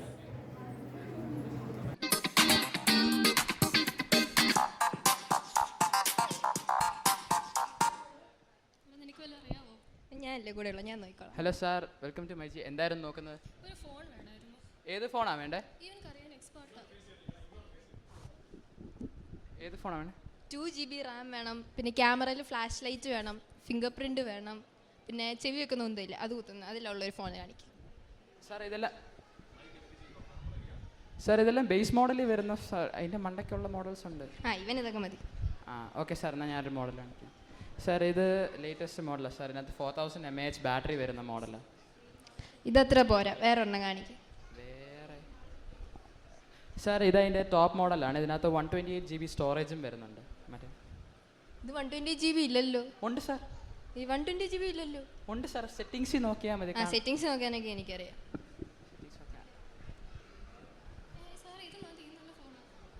അത് മതിയെങ്കിൽ ഒരു മിനിറ്റ്, നീ എന്തിനാ എന്നെ ഇങ്ങോട്ട് വിളിച്ചോണ്ട് വന്നേ? അന്ന് പിന്നെ ഞാൻ പറയുന്നത് കേട്ടാൽ മതി. വാ, ഞാനൊരു വില പറയും, അങ്ങോട്ടും ഇല്ല ഇങ്ങോട്ടും ഇല്ല, 14,000 രൂപ. അതിന് തരാൻ പറ്റുമെങ്കിൽ തന്നാൽ മതി. സാർ അത് തന്നെയല്ലേ ഞാനും അങ്ങോട്ട് പറഞ്ഞ വില. 14,000 രൂപയ്ക്ക് തരാൻ പറ്റുമെങ്കിൽ തന്നാൽ മതി. തരാം സാർ, ബില്ലടിക്കട്ടെ. അന്നെടുത്തോ.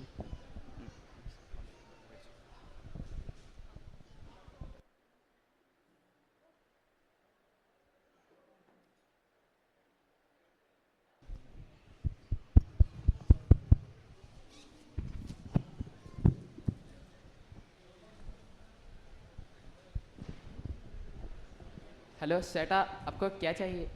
മലയാളം മതി ചേട്ടാ. കേരളത്തിൽ 8 കൊല്ലമായി പണിയെടുക്കാൻ തുടങ്ങിയിട്ട്. ചേട്ടാ ഏത് ഫോണാണ് നോക്കുന്നത്? ബഡ്ജറ്റ് എത്ര? ബഡ്ജറ്റ് ഒരു പ്രശ്നമല്ല, എനിക്ക് ഏതാണേലും കുഴപ്പമില്ല. ചേട്ടാ എന്തൊക്കെ ഫീച്ചറാണ് വേണ്ട? അതൊന്നും കുഴപ്പമില്ല, പണിയൊക്കെ ചെയ്യുമ്പോൾ നന്നായി പാട്ട് കേൾക്കണം. ഒരു മിനിറ്റ് ചേട്ടാ, ഞാനൊരു മോഡൽ കാണിക്കാം. ചേട്ടാ ഇത് ഏറ്റവും പുതിയ മോഡലാണ്. ഇത് പണിയൊക്കെ എടുക്കുമ്പോൾ നന്നായിട്ട് പാട്ട് കേൾക്കാൻ പറ്റും. ഞാൻ കാണിക്കാം, കേൾക്കാവോ? അച്ഛാ അച്ഛാ അച്ഛാ, ബില്ല് ചെയ്തോട്ടെ? ഓക്കെ അച്ഛാ.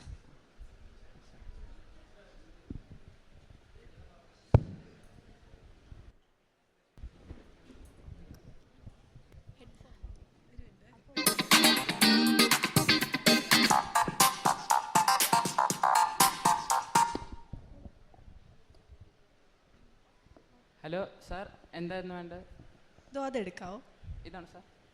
ഇന്നാ സാർ, ഇത് ഈ ബ്രാൻഡിൻ്റെ ഏറ്റവും ടോപ്പ് ആൻഡ് മോഡലാണ്. ഇതിനകത്ത് 256 വേറെ എടുക്കാവോ? ഇതോ? ചേട്ടാ ഇത് ഈ ബ്രാൻഡിൻ്റെ മിഡിൽ റേഞ്ച് മോഡലാണ്. ഇതിനകത്ത് 4 GB റാം. ചേട്ടാ ഇത് 2000 mAh ബാറ്ററി ഉള്ളൊരു മോഡലാണ്. ഇതിൻ്റെ ബാറ്ററി കപ്പാസിറ്റി കുറവ്. ഇതോ? ചേട്ടാ ഇത് ഇതിന് 120 Hz റിഫ്രഷ് റേറ്റ് സ്ക്രീൻ വരുന്നതാണ്. അപ്പം ഗെയിമിങ് ഫുള്ളും എടുത്തു. ഈ ഫുൾ ചേട്ടാ ഇതിനകത്ത് ഇഷ്ടമുള്ള ഏതാന്ന് വെച്ചാൽ എടുത്തോ. അതെ, ചേട്ടൻ്റെ ബഡ്ജറ്റ് ഒന്ന് പറയുമായിരുന്നു, അതിനനുസരിച്ച് എടുക്കാമായിരുന്നു. എത്ര രൂപയുണ്ട് കയ്യിൽ? എൻ്റെ 50,000 രൂപയ്ക്ക് ഈ ഫോണോ സാർ ഏറ്റവും നല്ലത്? ഈ ഫോണിനകത്ത് ചേട്ടന് വേണ്ട എല്ലാ ഫീച്ചേഴ്സും ഉണ്ട്. 50 രൂപയ്ക്ക് ഏത് ഫോണാണ് സാർ കിട്ടുന്നത്? ഞാൻ ഫോണൊന്നും എടുക്കാൻ വന്നതല്ല, ഞാൻ ഈ ഹെഡ്ഫോണിൻ്റെ ഡബ്ബർ മാറ്റാം. ചേട്ടാ ഡബ്ബർ മാറ്റുന്നത് ആക്സസറീസ് സെക്ഷനിലാണ്. ഇതൊന്നും കൂടെ എടുക്കാം.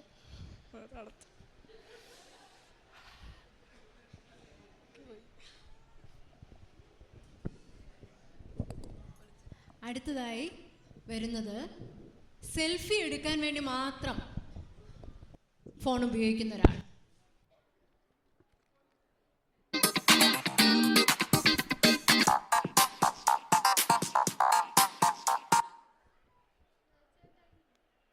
ചേട്ടാ ഈ ഫോണിൻ്റെ ക്യാമറ കൊള്ളത്തില്ല, വേറെ ഫോൺ കാണിക്കാവോ? ആ തരാമല്ലോ.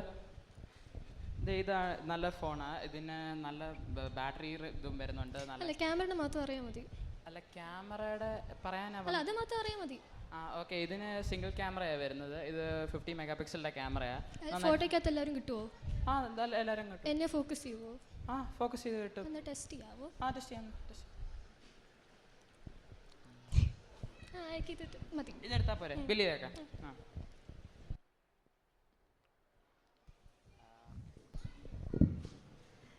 അടുത്തതായി പ്രായമുള്ള ഒരു അപ്പച്ചൻ ഫോണിനെ നോക്കിക്കാണുന്നത് എങ്ങനെയെന്ന് നോക്കാം.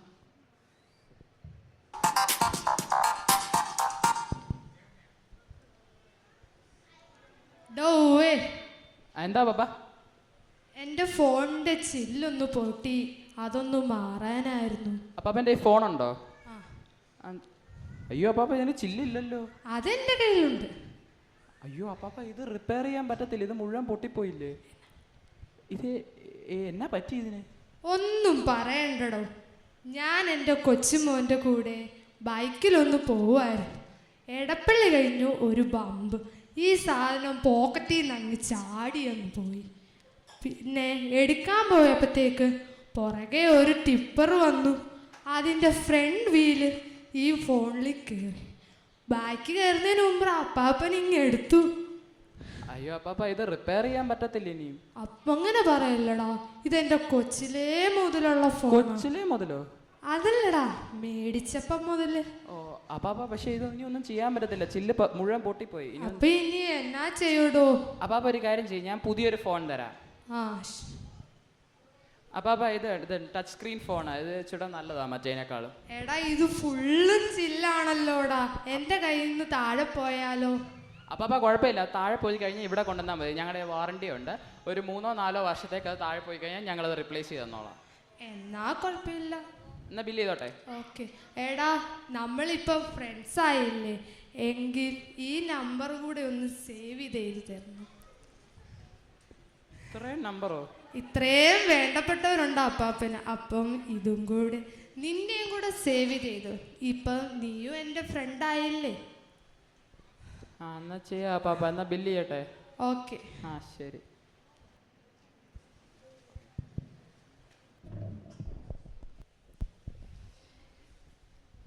ഇതോടെ ഈ സ്കിറ്റ് ഇവിടെ പൂർണ്ണമാവുന്നു. ഞാൻ എല്ലാവരുടെയും ശ്രദ്ധ ക്ഷണിക്കുന്നു. ഇന്നത്തെ ഫംഗ്ഷൻ എല്ലാം നന്നായിരുന്നു. നമ്മൾ 4 ജവാന്മാരെ ഇവിടെ ആദരിച്ചു. ഒന്നല്ല, 4 ജവാന്മാരായിരുന്നു. എനിക്കൊരു കാര്യം പറയാനുള്ളത്, ഇന്ന് രാവിലെ ഞാനിവിടെ വന്നപ്പോൾ പള്ളിമുറ്റത്ത് അല്പസമയം നിന്നു. അപ്പോൾ ഇവിടെ കയറി വരുന്നിടത്തൊരു വലിയൊരു മരം നിൽപ്പുണ്ട്. അതിൻ്റെ ഫോട്ടോ ഞാൻ എടുത്തിട്ടുണ്ട്. അത് ഞാൻ ഗ്രൂപ്പിൽ ഇടുന്നതായിരിക്കും, നിങ്ങൾക്ക് എല്ലാവർക്കും അത് ലഭിക്കും. ആ മരം നമ്മുടെ കുടുംബത്തിലെ ഒരംഗം നട്ടതാണ്. നമ്മുടെ കുടുംബത്തിൻ്റെ ഈ ഇടവഴിക്കുള്ളൊരു എന്തോ അതിനെ പറയുന്നത്, ഇടവഴിക്ക് നമ്മൾ നൽകിയിട്ടുള്ളൊരു സമ്മാനമാണ് ആ മരം. ആ മരം കൊച്ചു പിള്ളേർ വരെ അത് ജീവിച്ച് മരിക്കട്ടെ, അതിനെ നശിപ്പിക്കും. അത് വെളിയിൽ നോക്കിയാൽ അതിൻ്റെ മനോഹാരിത നിങ്ങൾക്ക് മനസ്സിലാവത്തില്ല. താഴത്തെ ഗേറ്റിൽ നിന്ന് നോക്കിയാൽ ആ മരമാണ് ഒരു ലാൻഡ്മാർക്കായിട്ട് നെടുങ്ങാടപ്പള്ളി പള്ളിക്കുള്ളത്. ഇവിടെ നമ്മുടെ ബൊട്ടാണിസ്റ്റ് ഇരിപ്പുണ്ട്. സംശയമുണ്ടെങ്കിൽ അദ്ദേഹത്തോട് ചോദിച്ചു നോക്ക്. ആ മരം നമ്മുടെ ഒരു കുടുംബത്തിലെ മുതിർന്ന ഒരാൾ 65 വർഷങ്ങൾക്ക് മുമ്പ് നട്ടതാണ്. ഞാൻ അതിന് ദൃക്സാക്ഷിയാണ്. അതുകൊണ്ടാണ് ഞാൻ സധൈര്യം ഇന്നിതിവിടെ പ്രസ്താവിക്കുന്നത്. അടുത്ത വർഷം ഞാൻ ഉണ്ടോ ഇല്ലയോ ഇത് ആരും അറിയാതെ പോകരുതുണ്ട് എന്നുള്ള ഒരു അറിവിനായിട്ട് മാത്രം ഞാൻ ഇത് പറയുന്നേ ഉള്ളൂ. Thank you. പേഴ്സണലി എന്നെ കാണുമ്പോൾ പറയാം.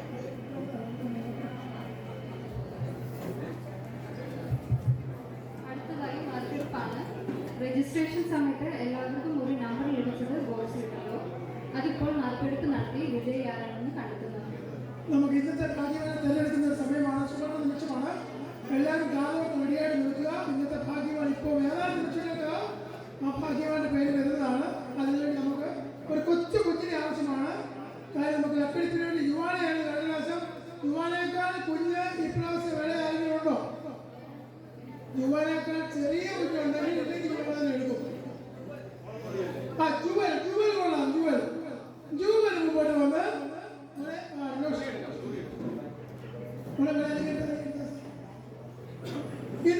98 അംഗങ്ങളാണ് ഇന്ന് നമ്മുടെ ഇവിടെ പങ്കെടുക്കുന്ന 98 അംഗങ്ങൾ. ഈ 98 അംഗങ്ങൾക്കും നമ്മൾ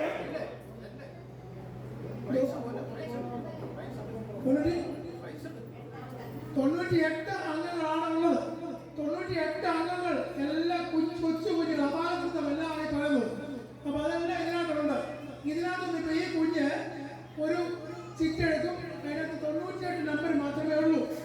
98 ആ ഭാഗ്യവാൻ എന്നിപ്പോൾ കുഞ്ഞ് നിർണ്ണയിക്കാൻ പോവുകയാണ്. ജൂവൻ എന്ന് പറഞ്ഞ കുഞ്ഞ് നിഷ്കളങ്ക കുഞ്ഞാണ്. ഒരു പാർഷ്യാലിറ്റിയുമില്ല, ഒരു പാർഷ്യാലിറ്റിയുമില്ല,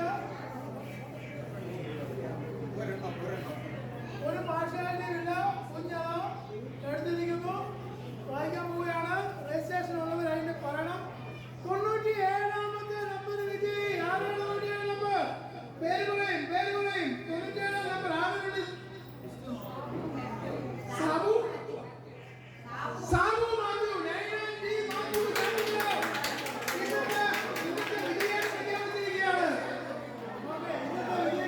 സമ്മാനം ഇപ്പോൾ കഴിക്കാൻ സാബു മാത്യുവിനെ ഇപ്പോൾ ക്ഷണിക്കുന്നു.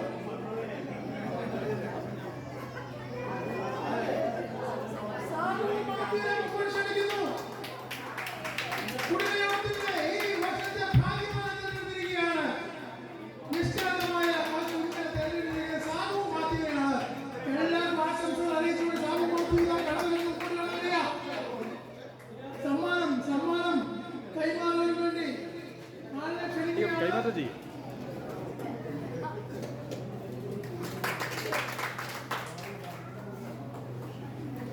കൃതജ്ഞത അർപ്പിക്കുന്നതിനായി ശ്രീ തോമസ് മാത്യു കെ ക്ഷണിച്ചു. ദൈവനാമത്തിന് മാത്രം ഉണ്ടാകട്ടെ.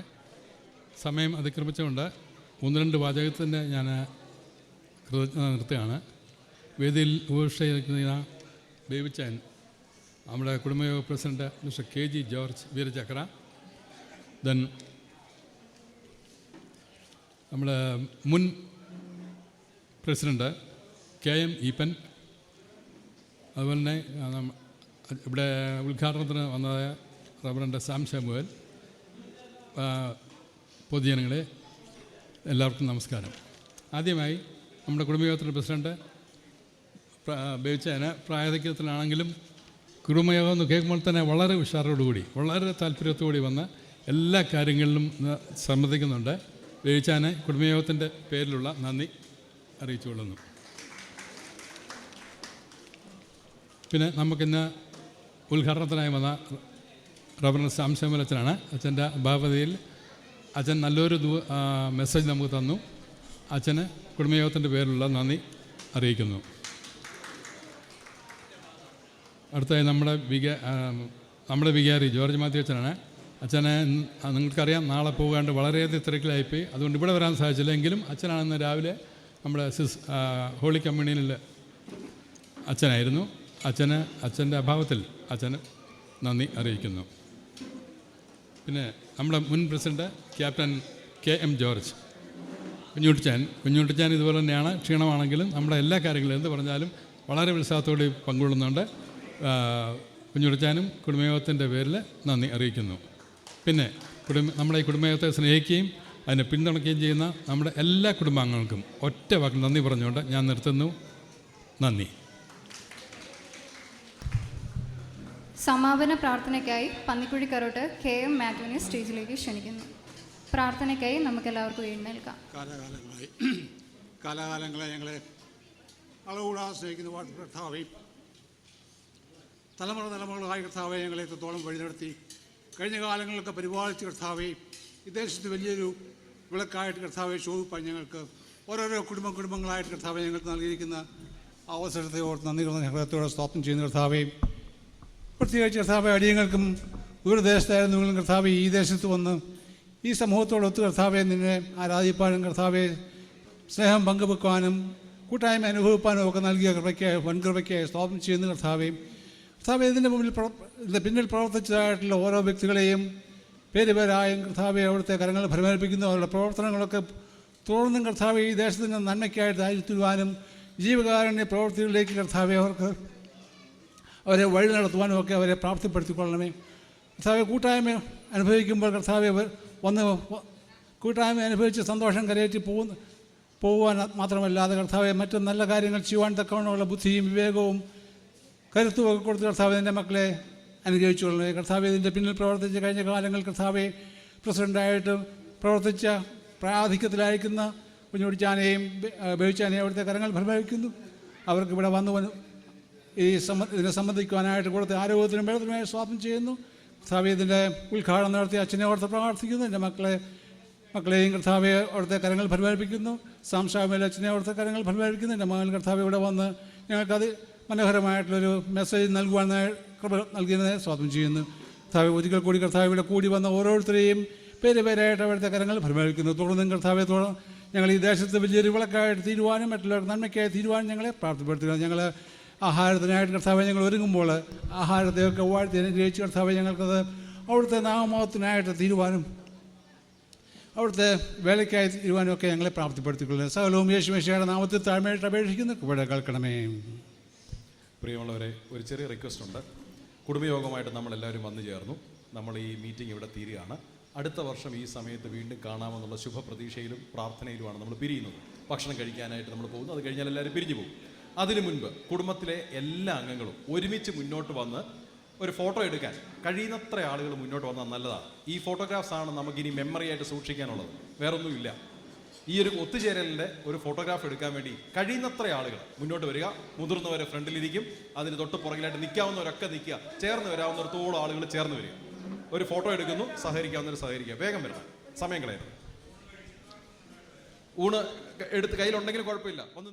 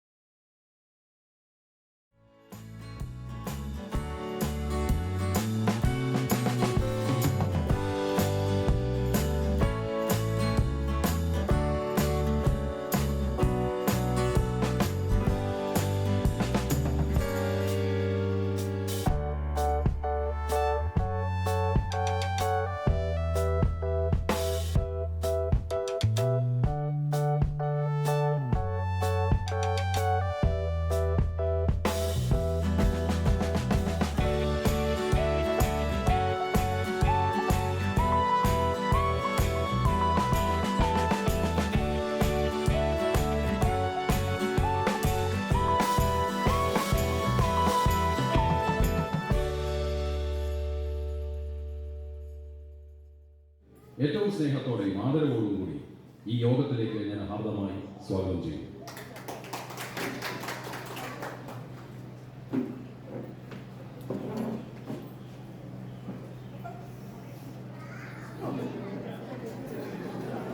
അത് തൊട്ട് പുറകെ ഉള്ളതാണ്, കുഴപ്പമില്ല.